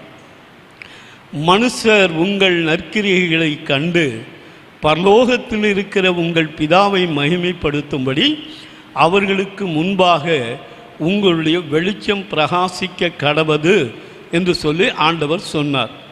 நீங்கள் பூமிக்கு உப்பாயிருக்கிறீர்கள். உப்பானது சாரமற்று போனால் எதினாலே சாரமாக்கப்படும் என்று சொல்லி கூறப்படும். உப்பு இருக்குது, நல்லது. ஆனால் ஒரு சாப்பாடெல்லாம் செஞ்சு வச்சுட்டு உப்பு போடாமல், ஒருவேளை டாக்டர் அட்வைஸ் படி உப்பு போடாமல் சாப்பிடணும்னா சாப்பிடுங்க. ஆனால் உப்பு போட்டால் தான் என்ன உண்டாகும்? அந்த டேஸ்ட் உண்டாகும். அப்போ நம்முடைய வாழ்க்கையில் சாட்சியாக வாழக்கூடியதான வாழ்க்கை இருக்க வேண்டுமானால் நம்முடைய வாழ்க்கையில் நாம் சாட்சி உள்ள ஜீவியம் செய்வதற்கும் நமக்குள்ள பலன் வேண்டும். சிலரெல்லாம் பார்த்தீங்கன்னாக்க தாராளமாக ரட்சிக்கப்பட்டவங்க தான் தாராளமாக போய் சொல்லுவாங்க. நான் பார்த்துருக்கேன், சென்னையிலலாம் நான் இருக்கும்போது பார்த்துருக்கேன். எத்தனையோ பேர் ஒன்றும் இருக்க மாட்டாங்க. அப்போ தான் சென்னையிலேருந்து நார்வேலுக்கோ மதுரைக்கோ பஸ்ஸு கிளம்பும். நான் பஸ்ஸில் உட்காந்துருப்பேன் பக்கத்துலேயே. அவங்க சொல்லுவாங்க, நான் இந்த விழுப்புரத்தை தாண்டி வந்துட்டேன் அப்படிம்பாங்க. சென்னையை விட்டே தாண்டலை, ஆனால் எங்கே போயிருக்காராம்? விழுப்புரத்தை தாண்டி வந்துக்கிட்டு இருக்கேன். யாருக்கும் தெரிய போகிறதில்ல. ஏன் அப்படி சொல்லணும்? அவங்கள திருப்திப்படுத்த வேகமாக வந்துடுறேங்கிறதுக்கோ, இல்லாவிட்டால் நான் தாமதமாக கிளம்பினேங்கிறதுக்கோ மறைக்கிறதுக்கு சில காரியங்களையும் சொல்லக்கூடியவங்களாக இருக்காங்க. ஆனால் எந்த ஒரு காரியத்திலையும் நாம் பொய் சொல்ல வேண்டும் என்ற அர்த்தம் இல்லை. ஒரு வீட்டில் கணவன் மனைவி பிள்ளைகள்லாம் இருக்காங்கன்னு வச்சுக்கோங்க. ஒரு ஃபோன் கால் வருது, அதை மனைவி எடுக்கிறாங்க. எடுத்தோடனே கணவன்கிட்ட சொல்கிறாங்க, இந்த மாதிரி இவர் பேசுகிறாருன்னு. இவர் கணவர் என்ன சொல்கிறார்? நான் இங்கே இல்லைன்னு சொல்லிடு அப்படின்பா. அந்த பிள்ளைகள்லாம் பார்த்துக்கிட்டே இருக்கும். அவங்க என்ன நினைப்பாங்க? அட, நம்ம அப்பா அம்மா இந்த சர்ச்சுக்கு போகிறாங்க, இப்படி பொய் சொல்கிறாங்களே அப்படின்னு மனசில் நினச்சா ஒரு காலத்திலும் பிள்ளைகளும் ரட்சிக்கப்பட மாட்டாங்க, மனைவியும் ரட்சிக்கப்பட மாட்டாங்க. உள்ளதை உள்ளதென்றும் இல்லதை இல்லதென்றும் சொல்லுங்கள்னு ஆண்டவர் சொன்னார். ஆக ஆண்டவரை ஆராதிக்கணும், ஆண்டவருக்கு பிரியமாக வாழணும்னு நினைக்கிறோம். நம்முடைய வாழ்க்கையினுடைய சாட்சி ஜெயமுள்ளதாக இருக்கும்போது பிசாசு நம்மளை குற்றப்படுத்த முடியாது. நம்முடைய வாழ்க்கையில் நாம் ஃப்ரீயாக என்ன செய்ய முடியும்? வாழ முடியும். ஒரு மனுஷன்கிட்ட ஒரு பிரச்சனையும் இல்லைன்னா போலீஸ்காரனை கண்டு பயப்பட வேண்டிய அவசியமே இல்லை. ஆனால் ஏதாவது ஒரு குற்றம் இருந்தால் தான் என்ன செய்ய வேண்டியிருக்கும்? அதுக்கு பயந்து நடக்க வேண்டியது இருக்கும். ஆகவே நம்முடைய வாழ்க்கையில் ஆவியில் நாம் வீணமுள்ளவர்களாக இருந்தால் தோற்று போய் விடுவோம். ஆவியில் பலப்பட்டால் நம்முடைய வாழ்க்கையில் நாம் எப்படி இருப்போம்னா, நம்முடைய மனதிலேயும் பலமுள்ளவர்களாக நாம் இருப்போம் என்பதிலே சந்தேகமே இல்லை. பலன் நமக்கு இருக்க வேண்டும். அப்படி இருக்கும்போது ஆண்டவர் நமக்கு பல விதங்களிலேயும் ஆண்டவர் நமக்கு உதவி செய்வார் என்பதிலே சந்தேகமே இல்லை. ஆகவே அந்த வெற்றியுள்ள வாழ்க்கை வாழ்வதற்கு நம்ம ப்ராக்டிஸ் பண்ண வேண்டியது அவசியம். ஆராய்ந்து பார்க்கணும். உட்காந்து என்னுடைய வாழ்க்கையில் என்ன காரியங்கள் இருக்குது, ஏன் இப்படிப்பட்ட நிலைமை வந்துச்சு அப்படின்னு சொல்லி தொடர்ந்து அந்த காரியங்கள் வராதபடி இருப்பதற்கு ஜெபித்து நாம் செய்ய வேண்டிய காரியங்களை நம்ம என்ன செய்யணும்? செய்யணும். நான் காலையில் சொன்னேன், இந்த மரண கிணறுன்னு ஒன்று சுற்றுவாங்க, பார்த்துருக்கீங்களா? அதை பார்த்தாவே தலை சுத்தம். நான் சின்ன பிள்ளையாக இருக்கும்போது அப்போ போய் பார்த்துருக்கேன். அது என்ன செய்யும்னாக்க, அதில் நம்ம ரோட்லேயே ஒழுங்காக ஓட்ட முடியாது வண்டியை, ஆனால் அதில் சுற்றினா எப்படி இருக்கும் பைக்கு? ஆனால் சுற்றுறாங்க. ஏன் அப்படி சுற்றுறாங்க? அது அவங்களுக்கு என்ன செய்ய பழகி போச்சு. அதனால் அவங்க என்ன செய்கிறாங்க? ட்ரைனிங் எடுத்து எடுத்து எடுத்து அந்த விதமாக செய்கிறார்கள். இப்போ ஒரு ஓட்டப்பந்தயம் ஓடி வெளிநாட்டில் போய் பரிசு வாங்கிட்டு வர்றாங்கன்னா ஒரே நாள் அப்படியே போய் வாங்கிட்டு வர முடியாது. இங்கே எவ்வளோ நாட்கள் பயிற்சி எடுப்பாங்க. அதே போல் நம்முடைய வாழ்க்கையில் வெற்றியுள்ள ஜீவியம் வரும் பொழுது, ஒரு சின்ன காரியங்கள் வரும் பொழுது அதை அறிக்கையிட்டு ஆண்டவரிடத்தில் ஒப்புரவாகிவிட்டால் நம்முடைய மனது எப்படி இருக்குன்னா, அது லேசாக இருக்கும், பாரமாக இருக்காது. ஆகவே நம்முடைய வாழ்க்கையில் ஜெயமுள்ள வாழ்க்கை வாழ்வதற்கு ஆண்டவருடைய சமூகம் வேண்டும். உபவாச ஜபங்கள் நடக்கிறது. அந்த உபவாச ஜபங்களில் பலர் கலந்து கொள்கிறார்கள், நல்லது. கலந்து கொள்ள முடியாதது காரணம் என்ன? இங்கே போனாக்க இந்த வேலை இருக்குது அந்த வேலை இருக்குன்னு போயிடுறோம். ஆனால் தோல்வியும் அடைஞ்சிடும். ஏதாவது ஒரு காரியங்கள் பார்த்திங்கன்னா லீவு போட்டாவது ஆண்டவருடைய சமூகத்தில் வந்தோம். கடந்த நாட்கள் நான் சென்னையிலேருந்து வந்து இருக்கும்போது பார்த்திங்கன்னா எங்கே பார்த்தாலும் ராத்திரியில் திருவிழா. அந்த திருவிழாவில் பார்த்திங்கன்னா ஏகப்பட்ட ஆட்கள் உட்கார்ந்துருக்காங்க. அவங்களுக்கு வேலை இருக்கும், மற்ற காரியங்கள் இருக்கும், எல்லாம் இருக்கும். பகல்லையும் அந்த சப்பரத்தை வந்து சுற்றிட்டு நைட்லேயும் உட்காந்து பல காரியங்களை செய்கிறாங்க. அப்போ ஏதாவது ஒன்று இழந்து ஒரு ஆசீர்வாதத்தை பெற்றுக்கொள்ளணும்னு விரும்புகிறாங்க. ஆனால் தேவனுடைய வல்லமையை நாம் பெற்றுக்கொள்ள வேண்டுமானால் ஏதாவது 1 மணி நேரம் 2 மணி நேரம் பரவாயில்ல, போனாலும் போகட்டும், அதுலேருந்து ஒரு 50 ரூபா 100 ரூபா வருமானம் வந்தாலும் பரவாயில்ல, அதை விட மேலாக தேவனுடைய சமூகத்துக்கு நான் செல்லுவேன் என்று சொல்லி தேவனுடைய சமூகத்துக்கு நாம் வரும்போது உடனே நமக்கு 5000 ரூபா பணம் கிடச்சிடாது. ஆனால் ஆவியில் பலமுள்ளவர்களாக நாம் இருக்க முடியும். ஆகவே நம்முடைய வாழ்க்கையில் நாம் பலமுள்ளவர்களாக இருப்பதற்கு தேவ சமூகத்தை தேட வேண்டும். அதே வேளையில் தாவீதுடைய வாழ்க்கையில் அவர் சொல்லுகிறார், சங்கீதம் 34:1 அவர் கூறும் பொழுது, கர்த்தரை எக்காலத்திலும் நான் ஸ்தோத்தரிப்பேன், அவர் துதி எப்போதும் என் வாயிலே இருக்கும் என்று சொல்லி அவர் சொல்லுகிறதான காரியம். துதி நம்முடைய வாழ்க்கையில் இருக்க வேண்டும். துதியை நாம் வெளியே ஸ்தோத்திரம் சொன்னாலும் நம்முடைய மனது துதியினாலே நிறைந்திருக்க வேண்டும். உள்ளான மனதில் துதிக்கக்கூடியதான அந்த அனுபவத்தோடு இருப்பது அவசியமான காரியம். நாம் துதிக்கும்போது நம்மை அறியாமலே நமக்குள்ளாக பலன் உண்டாகும். அது மட்டுமல்ல, ஆண்டவரும் கிரியை செய்வார். நியாயாதிபதிகளின் புஸ்தகம் 1-2 வசனத்தில் நாம் பார்க்கும் பொழுது, யோசுவா மரித்தபின் இஸ்ரவேல் புத்திரர் கர்த்தரை நோக்கி, கானானியரை எதிர்த்து யுத்தம் பண்ணும்படி எங்களில் யார் முதல் எழுந்து புறப்பட வேண்டும் என்று சொல்லி அவர்கள் கேட்டார்கள். அதற்கு கர்த்தர், யூதா எழுந்து புறப்பட கடவன், இதோ அந்த தேசத்தை அவன் கையிலே ஒப்பு கொடுத்தேன். யூதா துதிக்கு அர்த்தம், துதி என்று சொல்லி அர்த்தம்.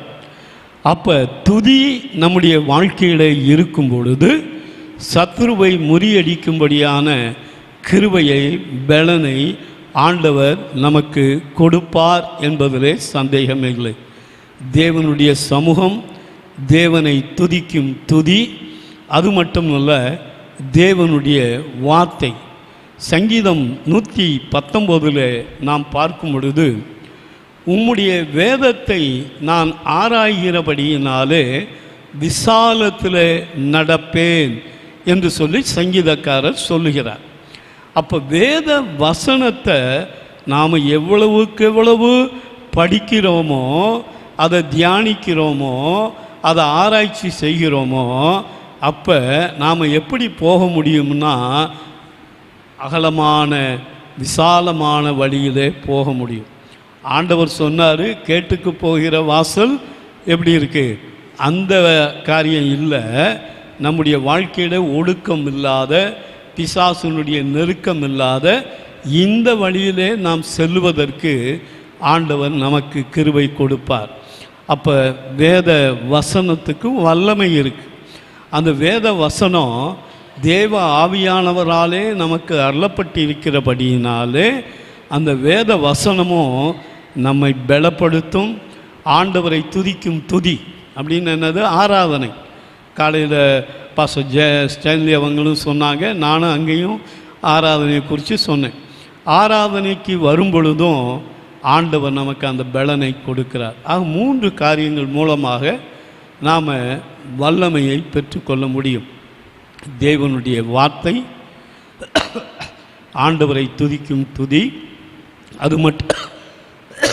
அது மட்டுமல்ல நம்முடைய வாழ்க்கையில் கர்த்தருடைய சமூகத்தில் காத்திருக்கக்கூடியதான காரியம். இதெல்லாம் எப்படி கிடைக்கும்னா, பரிசுத்த ஆவியானவர் நம்மோடு கூட இருக்கும்போது இந்த காரியங்களை நாம் செய்ய முடியும் என்பதிலே சந்தேகமே இல்லை.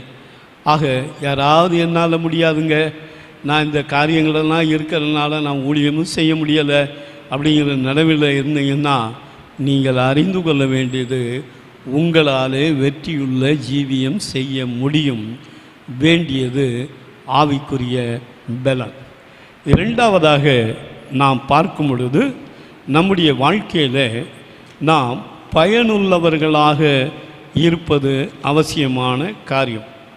வாழ்க்கை முழுவதும் நம்முடைய வாழ்க்கையில் நாம் உலகத்துக்காகவே பிரயாசப்பட்டு கொண்டிருக்கக்கூடியவர்களாக நாம் இராதபடிக்கு நம்முடைய வாழ்க்கையில் தேவனுக்கு சபைக்கு பிரயோஜனம் உள்ளவர்களாக நாம் இருக்க வேண்டும். நிறைய பேர் நினைக்கிறாங்க, அதெல்லாங்க ஊழியம் செய்யணும்னா, ஆண்டவருக்கு இதாக இருக்கணும்னா நல்லா நிறையா படிச்சிருக்கணும், பைபிள் காலேஜெல்லாம் படிச்சிருக்கணும், என்னுடைய வாழ்க்கையில் இந்த காரியங்கள் இருக்குது, அந்த காரியங்கள் இருக்குது, என்னால் முடியாது அப்படின்னு சொல்லி நினைக்கிறாங்க. ஆனால் பிரயோஜனம் மற்றவனையும் ஆண்டவர் பிரயோஜனம் உள்ளவனாய் மாற்றுவார். நான் இன்றைக்கி உங்கள் நடுவில் இருக்கிறேன்னா என்னுடைய வாழ்க்கையில் நான் பட்ட பாடுகள்லாம் ஏகப்பட்ட பாடுகள். எங்கள் அப்பா இறந்து போனார். இறந்து போனதுக்கு பின்னாடி என்ன செய்கிறதுன்னு தெரியாது. அப்போ நான் வேறு ஒரு இடத்துல இருந்தேன். இப்போ யாராவது ஒரு வேளை சாப்பாடு நல்ல சாப்பாடு வாங்கி கொடுக்க மாட்டாங்களான்னு சொல்லி தெரிஞ்சவங்க எங்கே இருக்காங்கன்னு பார்த்து 5 மைல் 10 மைல்லாம் மதுரையிலேருந்து சென்று அந்த மதியானம் நல்ல ஒரு சாப்பாடை சாப்பிட்டு வந்திருக்கேன். அது மட்டுமல்ல, என்னுடைய வாழ்க்கையில் பல விதத்துலேயும் பலவிதமான போராட்டங்கள். நான் பணம் இல்லை, காசு இல்லை, என்ன செய்கிறதுன்னு தெரியாது. என்னுடைய உறவினர்கள் அங்கே தோட்டமெல்லாம் வச்சுருந்தாங்க, எங்களுக்கு அது இல்லை. அந்த தோட்டத்தில் அவங்க என்ன செய்வாங்கன்னா மற்ற ஆட்களை கூப்பிட்டு அவங்க என்ன பண்ணுவாங்க, அந்த வேலையெல்லாம் சொன்னாக்கா அவங்களுக்கு காசு கொடுப்பாங்க. எனக்கு இந்த சிகரெட்டு சினிமானா பைத்தியம். அப்போ எப்படியாவது அதை ரெண்டையும் செய்யணும். அதுக்காக நான் என்ன செய்வேன், நீ வேற ஆளை கூப்பிட வேண்டாம், நானே அந்த வேலையெல்லாம் செய்கிறேன்னு சொல்லி கிட்டத்தட்ட 1 ஏக்கர் இருக்கும். அதில் அந்த பருத்தி செடி காஞ்சி போய் இருக்கும், பார்த்துருப்பீங்கன்னு நினைக்கிறேன். காஞ்சி போனது எப்படி இருக்கணும், முறுமுறுன்னு இருக்கும் ஒரு மாதிரி. அதை என்னுடைய கைகளாலேயே பிடிங்கி போட்டுட்டு கையெல்லாம் எரியும். ஆனால் அதோடு கூட அந்த 5 ரூபாயை வாங்கிட்டு போய் அதை ஏதாவது என்ன செய்யணும், சிகரெட்டு குடிக்கணும். அந்த வெறித்தனம் என்னுடைய வாழ்க்கையில் இருந்துச்சு. பணம் வேணும், என்ன செய்கிறேன்னு தெரியாது. மற்ற இடங்கள்லாம் சில இடங்களில் சீட்டு விளையாடுவாங்க. அவங்ககிட்ட போய் உட்காந்துக்கிட்டு அவங்களுக்கு டீ வேணும்னா டீ வாங்கி கொடுக்கணும், காஃபி வேணும்னா காஃபி வாங்கி கொடுக்கணும், இல்லாட்டி சிகரெட்டு வேணும்னா சிகரெட்டு வாங்கி கொடுக்கணும். இப்படிப்பட்ட கீழ்த்தரமான வேலைகளையும் ஒரு காலத்தில் செஞ்சேன். ஆனால் ஆண்டவராகிய இயேசுவை என்னைக்கு ஏற்றுக்கொண்டனோ அன்னையிலிருந்து என்னுடைய வாழ்க்கையை ஆண்டவர் மாற்றினார். இன்றைக்கி கிட்டத்தட்ட அந்த 16-17 வருஷமாக கிட்டத்தட்ட ஒரு 100 ஃப்ளைட்லேயாவது நான் போயிருப்பேன், எத்தனையோ இடங்களுக்கு போகிறது மாதிரி. ஆனால் ஒரு காலத்தில் நான் இருந்த நிலைமை வேறு. நான் அந்த பெரியகுளங்கிற ஊரில் தான் பிறந்தேன். அப்போ இருக்கும்போது அப்போ எங்கள் அப்பாட்ட நான் கேட்பேன், நான் மதுரைங்கிற ஊரை போய் பார்க்கணும், எனக்கு ஆசை, வெளியூரை பார்க்கணும்னா எனக்கு ஆசை. அப்போ கேட்டேன், அவர் கூட்டிகிட்டு போகிறேன்னு சொன்னார். அதை நம்பியே உட்கார்ந்துருந்தேன். ஒரு நாள் அதே மாதிரி ஊரில் கூட்டிகிட்டு போயிட்டு வந்தாங்க. அது எனக்கு ஒரு சந்தோஷம். அதுக்கு பிறகு சென்னையை பார்க்கணும்னு நினச்சேன். சென்னையை பார்க்குறதுக்கு ஆண்டவர் கிருபை கொடுத்தார். அதுக்கு பின்னாடி சுவிட்சர்லாண்டு ஒரு காலத்துலையா பார்க்கணும்னு நினச்சேன். 15 வருஷமாக சுவிட்சர்லாண்டு போயிட்டு வந்துக்கிட்டு தான் இருக்கேன். அப்போ நம்முடைய மன விருப்பத்தின்படி ஆண்டவர் நமக்கு செய்வார். ஆனால் ஆண்டவருக்கு பிரயோஜனம் உள்ளவர்களாக நாம் வாழணும்னு சொல்லி தீர்மானம் பண்ணினா உங்களை கொண்டு ஆண்டவர் பெரிய காரியங்களை செய்வார். எல்லாருமே ஃப்ளைட்டில் போகிறது தான் ஆசீர்வாதம் என்பது அல்ல. எந்த சூழ்நிலையில் எங்கே இருக்கிறோமோ அந்த இடத்துல ஆண்டவர் நம்மை பயன்படுத்துவார் என்பதில் சந்தேகமே இல்லை. ஆண்டவருடைய விருப்பம் என்ன? நம்முடைய பிள்ளைகள் நாம் பெற்றுட்டோம், சரி எப்படியோ மாடு மேய்ச்சி பொழைச்சிக்கிட்டோம் அப்படின்னு நம்ம நினைக்கிறோம். இல்லை, அவளை எப்படியாவது கடனை உடனேயாவது வாங்கி நல்லா படிக்க வைக்கணும், நல்ல நிலைமைக்கு வரணும், நல்ல சாப்பாடு சாப்பிடணும், நல்ல துணிமணிகளை உடுத்தணும்னு நாம் கஷ்டப்பட்டு பிள்ளைகளை வளர்ப்பதற்கு பல காரியங்களை நாம் செய்கிறோம்.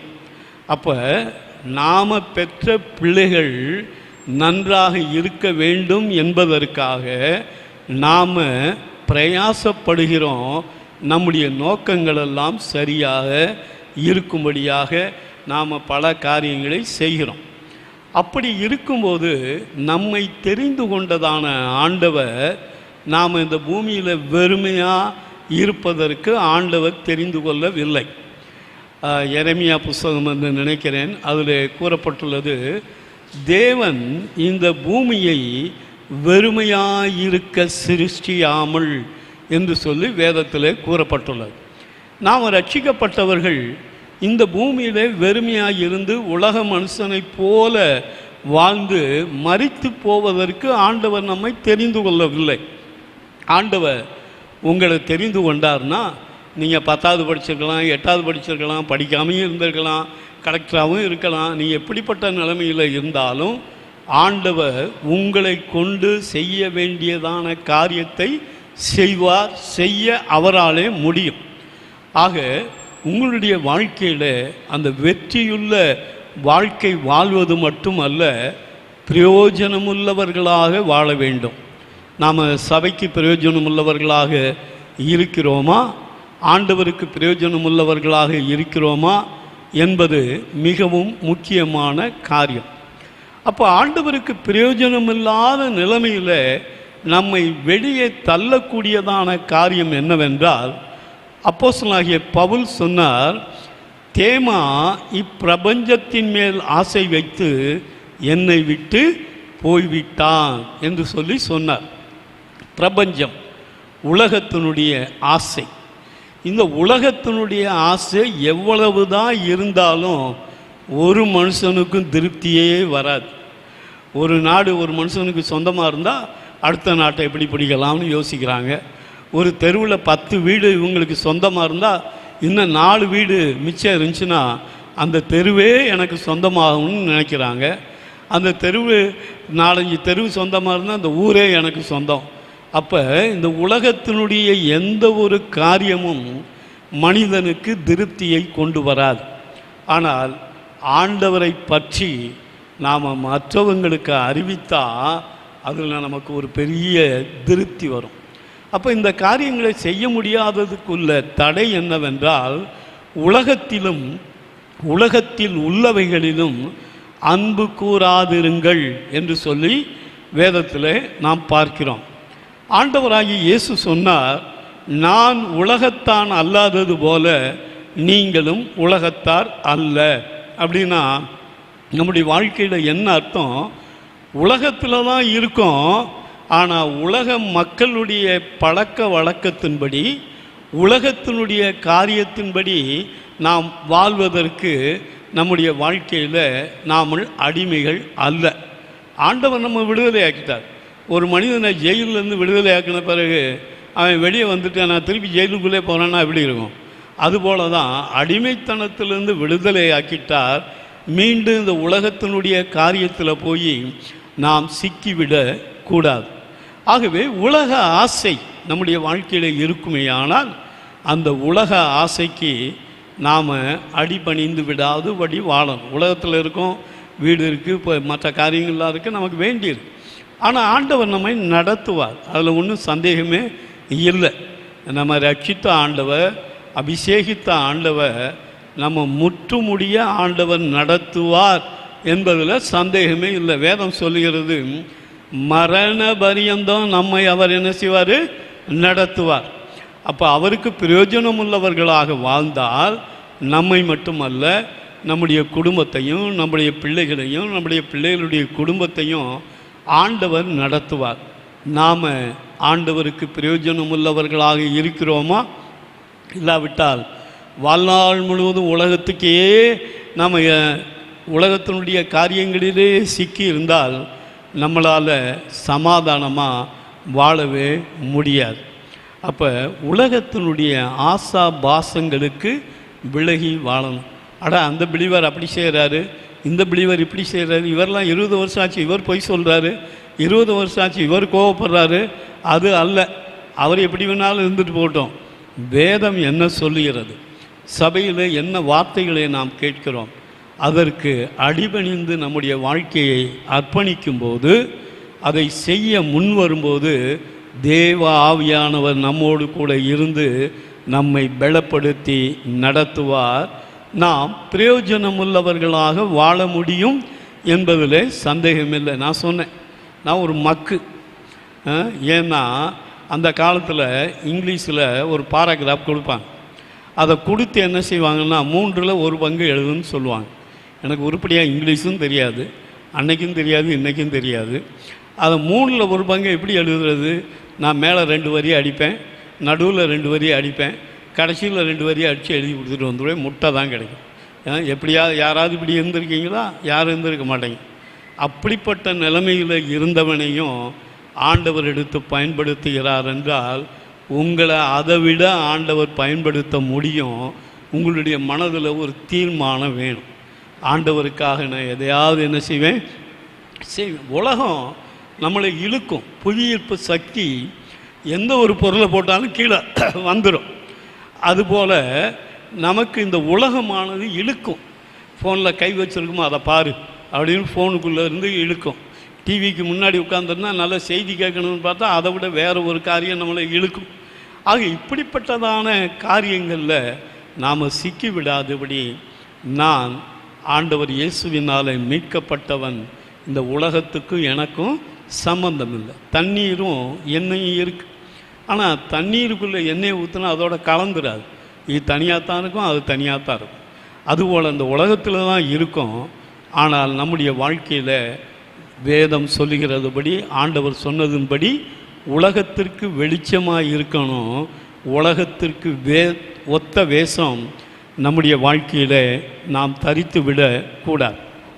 2வதாக நாம் பார்க்கும் பொழுது, ஆண்டவருடைய விருப்பம், ஆண்டவர் நம்மை தெரிந்து கொள்ளக்கூடியதான நோக்கம் என்னன்னா, இன்றைக்கி நிறைய பேர் ஆண்டவர்கிட்ட வர்றதுனால என்ன செய்கிறாங்க, எதை விரும்புகிறாங்க? ஆசீர்வாதம் வேணும், வீடு வேணும், கார் வேணும், அது வேணும், இது வேணும். இதுதான் ஆண்டவர் இயேசுவின் இடத்துல வந்தால் இதுதான் கிடைக்கும். யாராவது சுவிசேஷம் போய் சொல்ல போனால், உங்கள் சபைக்கு வந்துட்டால் எனக்கு வீடு கிடச்சிருமா, இல்லாட்டி அது கிடச்சிருமா, இது கிடச்சிருமான்னு கேட்பாங்க. அதுக்கு ஆண்டவர் ரத்தம் சிந்தனுங்கிற அவசியமே இல்லை. ஆண்டவர் ஒவ்வொரு மனிதனையும் ரட்சிக்கும் போது ஒரு நோக்கம் வச்சிருக்கார். பேதுருவனுடைய சம்பவத்தை குறித்து லூக்கா 5ஆம் அதிகாரத்தில் நாம் பார்க்கிறோம்.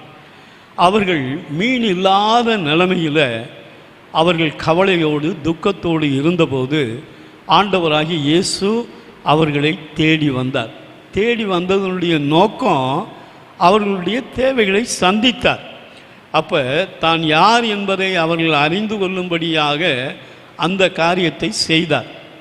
ஆனால் அதற்கு பின்பாக அவருடைய முக்கியமான நோக்கம் எதுவாக இருந்துச்சுன்னா, அங்கே ஒரு மனுஷன் இருந்தான், பேதுரு இருந்தான், செபேதையின் குமாரர்கள் யாக்கோபும் யோவானும் இருந்தாங்க.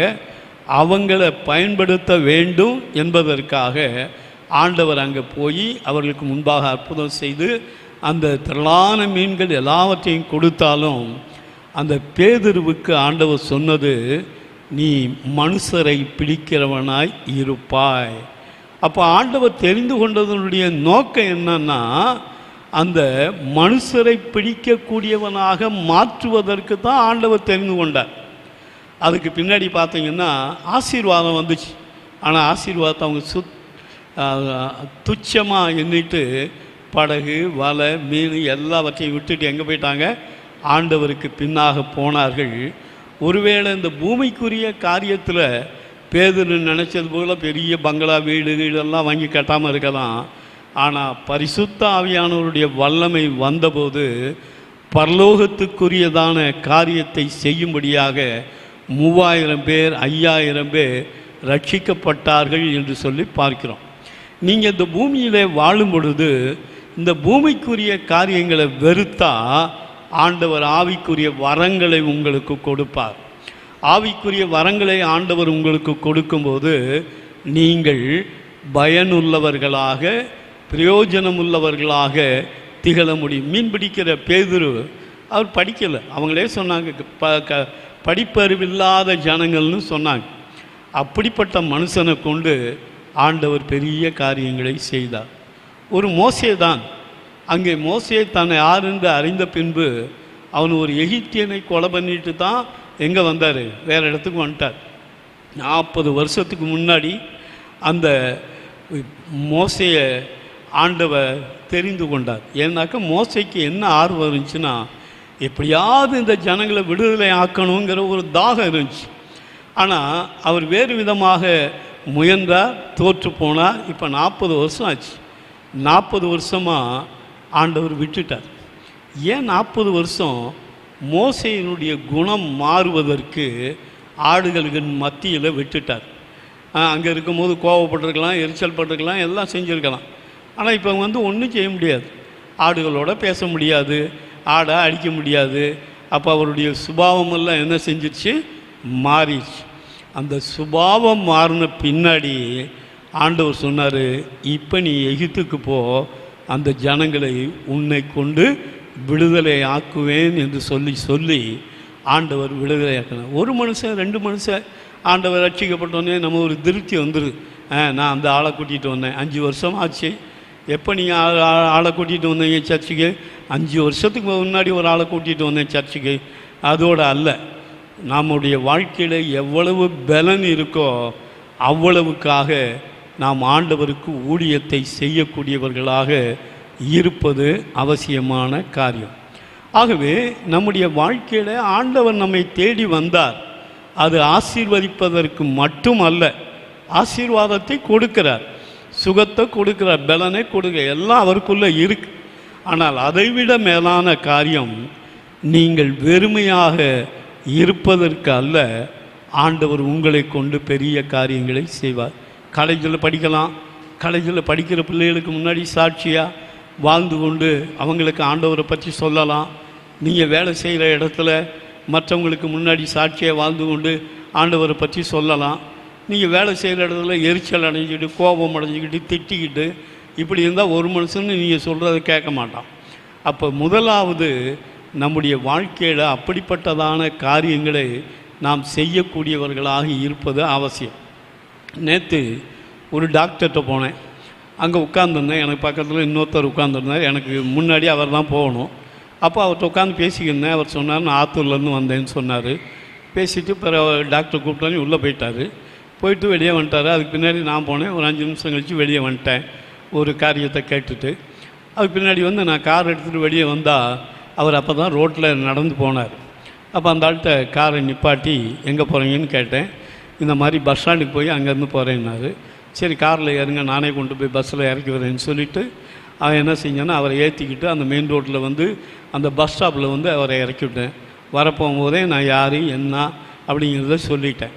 அப்போ நமக்கு எந்த சந்தர்ப்பம் கிடைக்குதோ அந்த சந்தர்ப்பத்தில் ஆண்டவரை பற்றி மற்றவர்களுக்கு சொல்லுவதற்கு நாம் ஆயத்தமாக இருக்கணும். உங்களுடைய மனசுக்குள்ளேயே குற்ற உணர்வு வந்து கொண்டு நீ என்ன பெரிய காரியத்தை செய்கிற, நீ இப்படி இருக்க அப்படி இருக்கான்னு அந்த குற்ற மனசாட்சிக்குள்ளே போனதுனால சில பேருடைய வாழ்க்கையில் அதை செய்ய முடியலை. குற்ற மனசாட்சி இருந்துச்சா தேவ சமூகத்தில் போய் அழுது ஆண்டவருடைய சமூகத்தில் அறிக்கை இடும்போது ஆண்டவர் அந்த குற்ற மனசாட்சியை மாற்றி விடுவார். நாம் தைரியமாக என்ன செய்ய முடியும்? இருக்க முடியும்.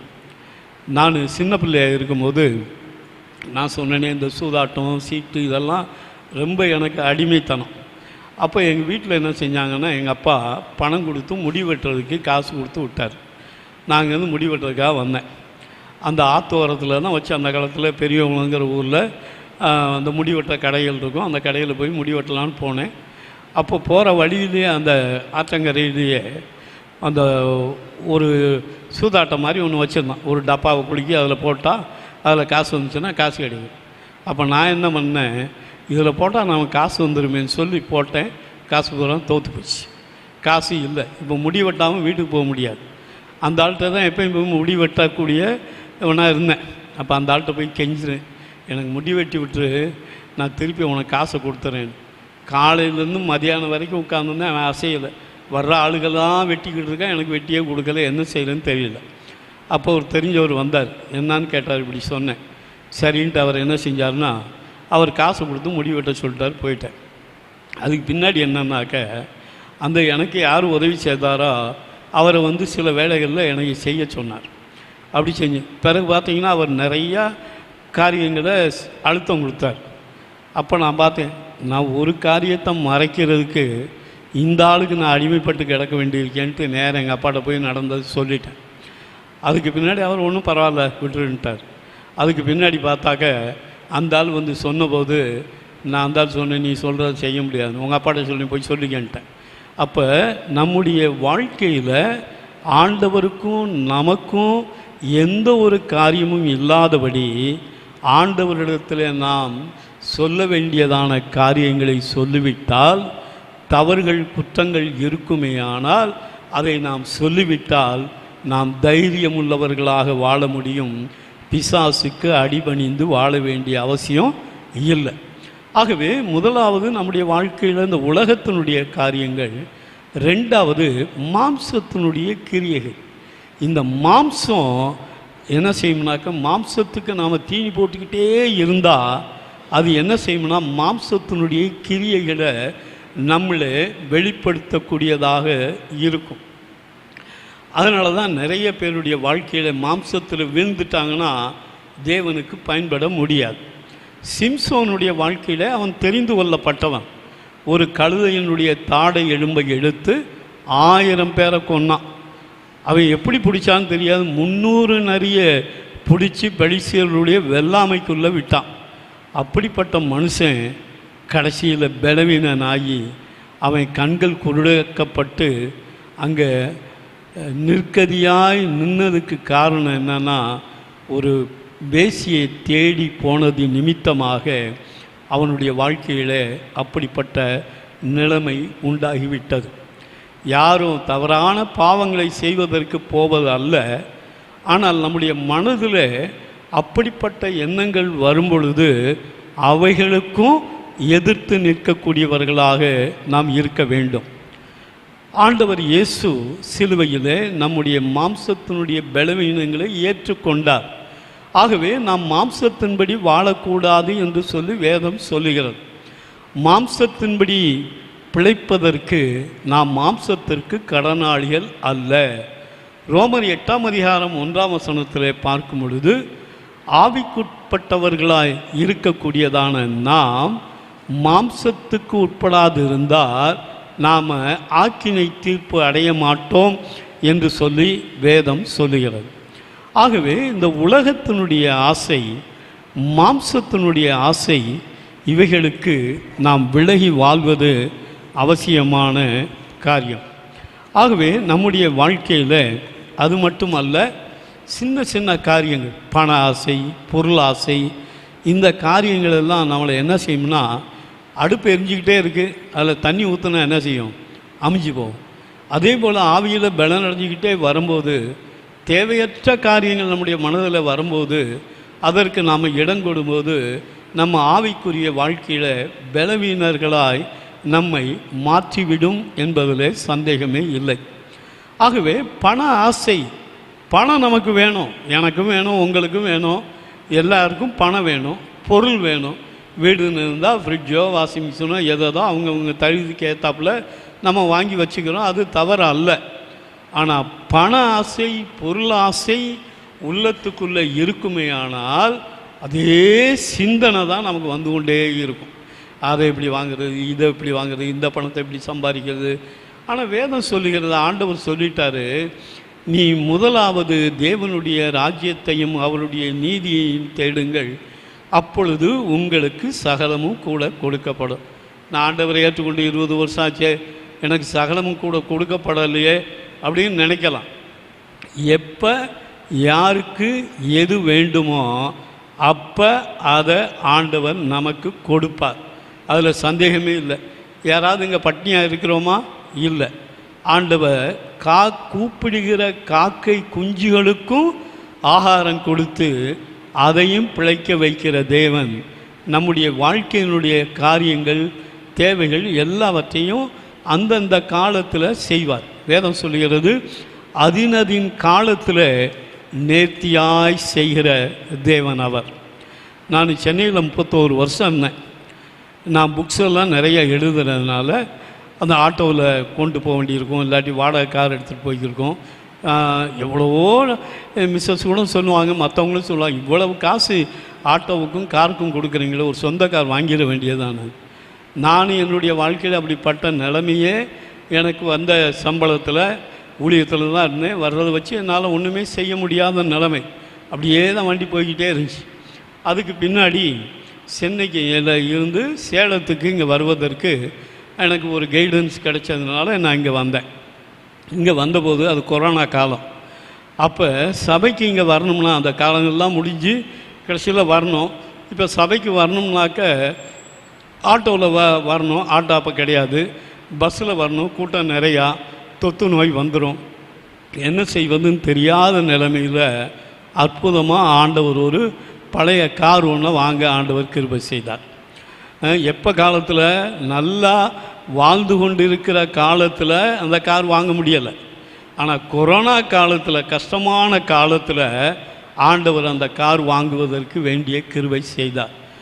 எது எப்போ எனக்கு தேவையாக இருந்ததோ அந்த வேளையில் ஆண்டவர் அதை கொடுத்தார். அதற்கு பின்பாக பார்த்தீங்கன்னா அது ரொம்ப பழசாகிப்போச்சு. அதுக்கு பின்னாடி ஒரு புதிய காரையும் வாங்க ஆண்டவர் கிருபை கொடுத்தார். இதை ஏன் சொல்கிறேன்னா, ஆண்டவர் எனக்கு செஞ்சதை விட உங்களுக்கும் நிறையா செஞ்சுருப்பார். என்ன காரியம்னா, நம்மளுடைய நோக்கம் எதுவாக இருக்குது? நம்ம ஆண்டவரை பற்றி, ஆண்டவருக்காக வாழ்வேன் என்ற வாழ்க்கை நம்மோடு கூட இருந்து ஆண்டவருக்காக நாம் பிரயாசப்படும்போது ஆண்டவர் நமக்காக பிரயாசப்படுவார். பிரயாசப்பட்டதை அறிந்திருக்கிறேன் என்று சொல்லி ஆண்டவர் சொல்லுகிறார். நீ என் நாமத்தின் நிமித்தம் இளைப்படையாமல் பிரயாசப்பட்டதை அறிந்திருக்கிறேன் அப்படின்னு என்ன? எல்லாவற்றையும் ஆண்டவர் அறிவார். இப்போ நீங்கள் உட்கார்ந்துருக்கிறதையும் ஆண்டவர் அறிவார். உங்களுடைய மனதில் என்ன ஓட்டம் ஓடிக்கொண்டிருக்கிறதையும் அறிவார். எட்டையகலாச்சு இப்போ முடிக்க போகிறாரா இல்லையான்னு ஒரு சிலர் நினச்சிக்கிட்டு இருந்தாலும் அதையும் ஆண்டவர் என்ன செய்வார்? அறிகிற தேவன்.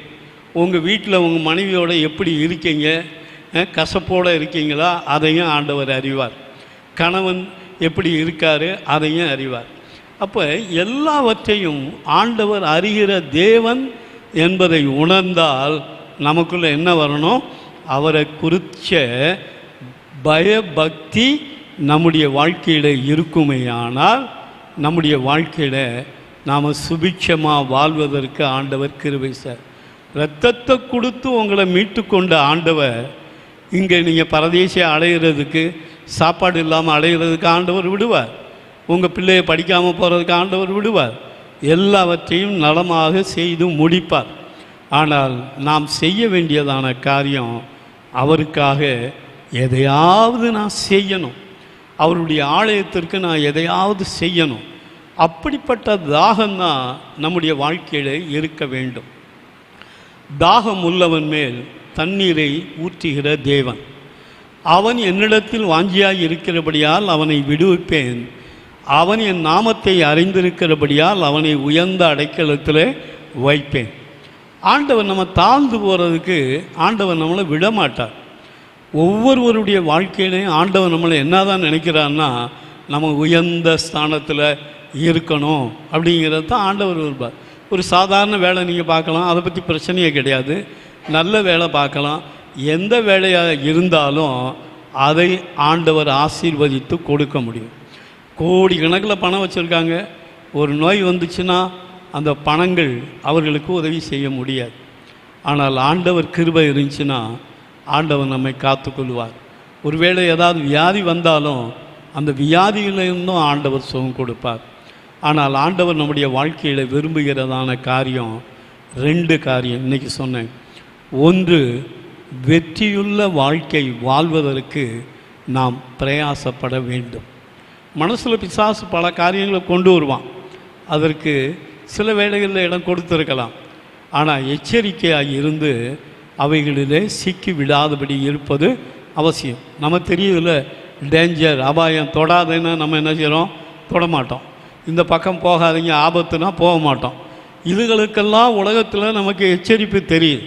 ஆனால் வேதம் சொல்லுகிறபடி அந்த எச்சரிப்பை கேட்டு நாம் விலகுவோமேயானால் சரியான, செவ்வையான, நீதியான, பரிசுத்தமான வாழ்க்கையில் ஆண்டவரை நோக்கி செல்லக்கூடியவர்களாக நாம் இருப்போம் என்பதிலே சந்தேகமே இல்லை. ஆக ஜெயமுள்ள ஒரு வாழ்க்கை, பிரயோஜனமுள்ள ஒரு வாழ்க்கை வாழ நம்மை அர்ப்பணிப்போம்.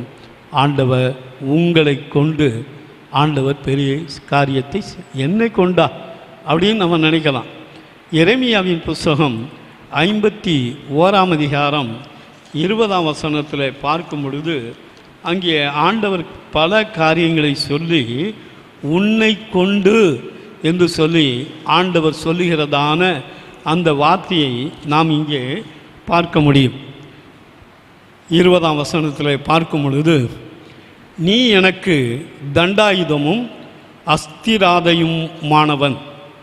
அஸ்திராயதுமானவன் நான் உன்னை கொண்டு ஜாதிகளை நொறுக்குவேன், உன்னை கொண்டு ராஜ்யங்களை அழிப்பேன், உன்னை கொண்டு குதிரையையும் குதிரை வீரனையும் நொறுக்குவேன், உன்னை கொண்டு ரதத்தையும் ரத வீரனையும் நொறுக்குவேன். யாருக்கு சொல்கிறாரு?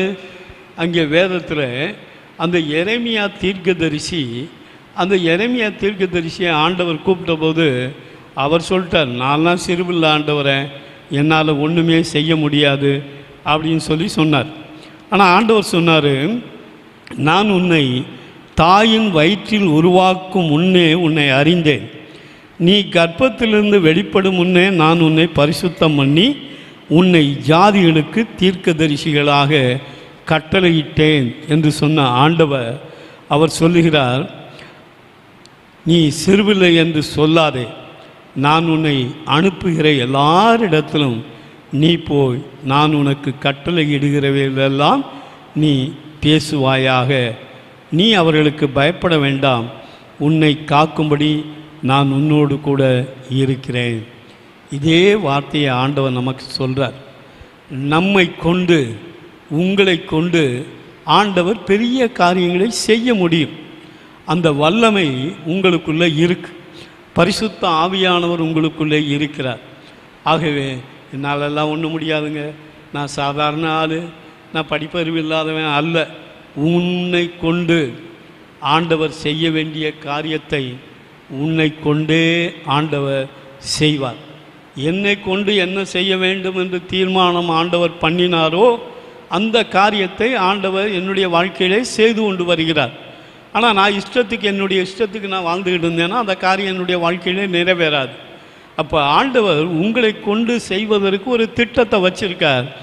அந்த திட்டத்தை அறிந்து அவருக்கு உங்களுடைய வாழ்க்கையை அர்ப்பணிக்கும் போது ஆண்டவர் உங்களை கொண்டு பெரிய காரியங்களை செய்வார். உங்களை கொண்டு இந்த சபைக்கு அநேக ஜனங்களை ஆண்டவர் கொண்டு வர முடியும். ஆகவே இந்த நாளிலே அறிந்து கொள்ள வேண்டியதான காரியம், நீங்கள் ஜெயமுள்ள வெற்றியுள்ள வாழ்க்கை வாழ முடியும், ஆண்டவருக்கு பிரயோஜனமுள்ளவர்களாக வாழ முடியும். தைரியத்தோடு விசுவாசத்தோடு கூட நாம் ஆண்டவருடைய சமூகத்தில் நாமே அர்ப்பணிப்போம். யாவரும் ஜெபிப்போம். பரிசுத்தமும் நீதியும் நிறைந்த எங்கள் அன்பின் பிதாவே, நன்றியோடு உம்மை துதிக்கிறோம். அன்பின் ஆண்டவரே, இந்த மாலை வேளையில் ஆண்டவர் நீங்கள் எங்களோடு பேசினீங்கப்பா. எங்களை தெரிந்து கொண்ட தேவன் ஆண்டவரே, நாங்கள் உலக வழக்கத்தின்படி வாழ்வதற்காகவே எங்களை தெரிந்து கொள்ளவில்லை. எங்களை ரட்சித்து ஆவியானவரை கொடுத்து வேதத்தை கொடுத்து நடத்துகிற தேவன் ஆண்டவரே, உம்முடைய பிள்ளைகள் இந்த நாளில் என்னென்ன நினைவுகளோடு வந்திருந்தார்களோ அவர்களுடைய மனதிலே உள்ள பாரங்களெல்லாம் நீக்கி ஆண்டவரே கர்த்தாவே அவர்களுக்கு ஒரு விடுதலையும் சுகத்தையும் தந்து வெற்றியுள்ள ஒரு வாழ்க்கை வாழவும் பிரயோஜனமுள்ள ஒரு வாழ்க்கை வாழவும் அவர்களுக்கு உதவி செய்யும். தகப்பனே, இந்த வேளையிலுமாய் காணிக்கைக்காக நாங்கள் செபிக்கிறோம். ஆண்டவரே, எங்களுடைய வாழ்க்கையில் எவ்வளவோ காரியங்களில் நீங்கள் உதவி செய்து வருகிறீங்க, சுகம் தருகிறீங்க, ஆஸ்பத்திரி செலவு இல்லாதபடி காத்து கொள்ளுகிறீங்க, மற்றும் வீணான செலவுகள் வராதபடி காத்து நடத்துகிறீங்கப்பா. நீங்கள் சம்பாதிப்பதற்குரிய பலனை எங்களுக்கு கொடுத்துருக்கீங்க.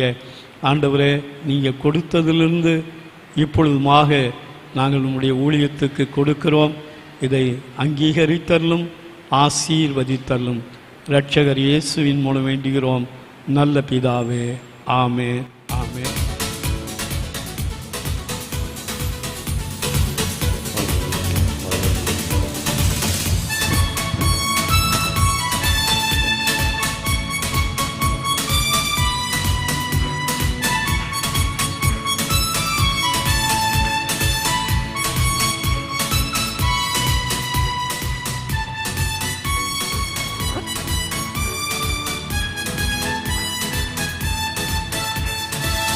சிங்ககவியில் நான் விழுந்தேன், அவர் என்னோடு அமர்ந்திருந்தார். சுட்டரிக்கும் அக்கினியில் நடந்தேன், பனித்துளியாய் என்னை நினைத்தார்.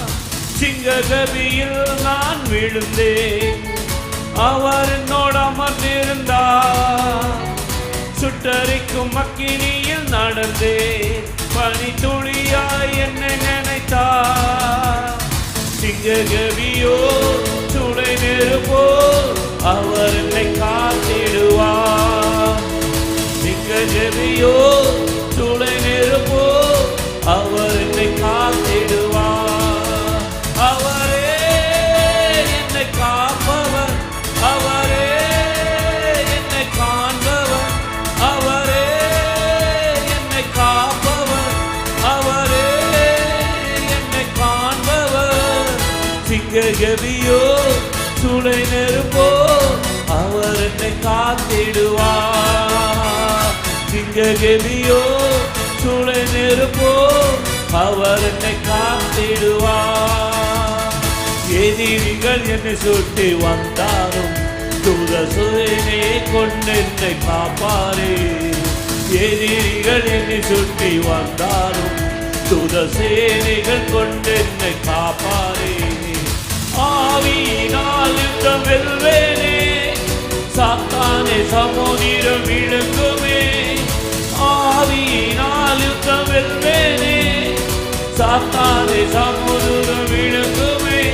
அவரே என்னை காப்பவர், அவரே என்னை காண்பவர், அவரே என்னை காப்பவர், அவரே என்னை காண்பவர். சிங்ககவியோ சுடை நெருப்போ அவர் என்னை காத்திடுவார். சிங்ககவியோ சுடை நெருப்போ அவர் என்னை காத்திடுவார். ராஜ்யம் எனக்குள்ளே வந்தாதா, சூழ்ச்சிகள் என்னை ஒன்று செய்யாதே. ராஜ்யம் எனக்குள்ளே வந்தாதா, சூழ்ச்சிகள் என்னை ஒன்றும் செய்யாதே. அற்புதம் எனக்காக செய்பவர் என்னை அதிசயமாய் வழி நடத்துவார். அற்புதம் எனக்காக செய்பவர் என்னை அதிசயமாய் வழி நடத்துவார். அவரே என்னை காப்பவர், அவரே என்னை காண்பவர், அவரே என்னை காப்பவர், அவரே என்னை காண்பவர். சிங்ககவியோ சுடை நெருப்போ அவர் என்னை காத்திடுவார்.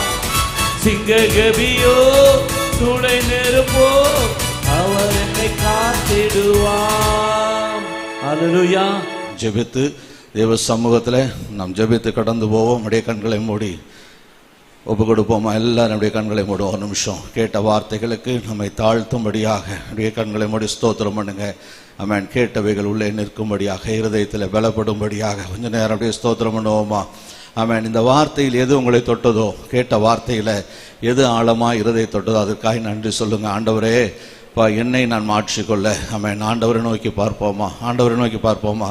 சில நிமிடங்கள் மாற்றமே இருக்கிறது. தேவ சமூகத்தில் ஒப்பு கொடுத்து ஆமென். ஸ்தோத்திரம். தேவதாசரை கொண்டு தேவன் நம்மோடு பேசின வார்த்தையில் ஆண்டவர் ஒப்பு கொடுங்க. ஆவியானவர் இன்னும் அதிகமாய் நாம் அதில் நிலைப்படும்படியாக, அதை பயன்படுத்தும்படியாக, அபியாசப்படுத்தும்படியாக ஆவியானவர் நமக்கு ஆலோசனை விடுவார். அவர் சமூகம் நம்மை காத்து நிற்கும்.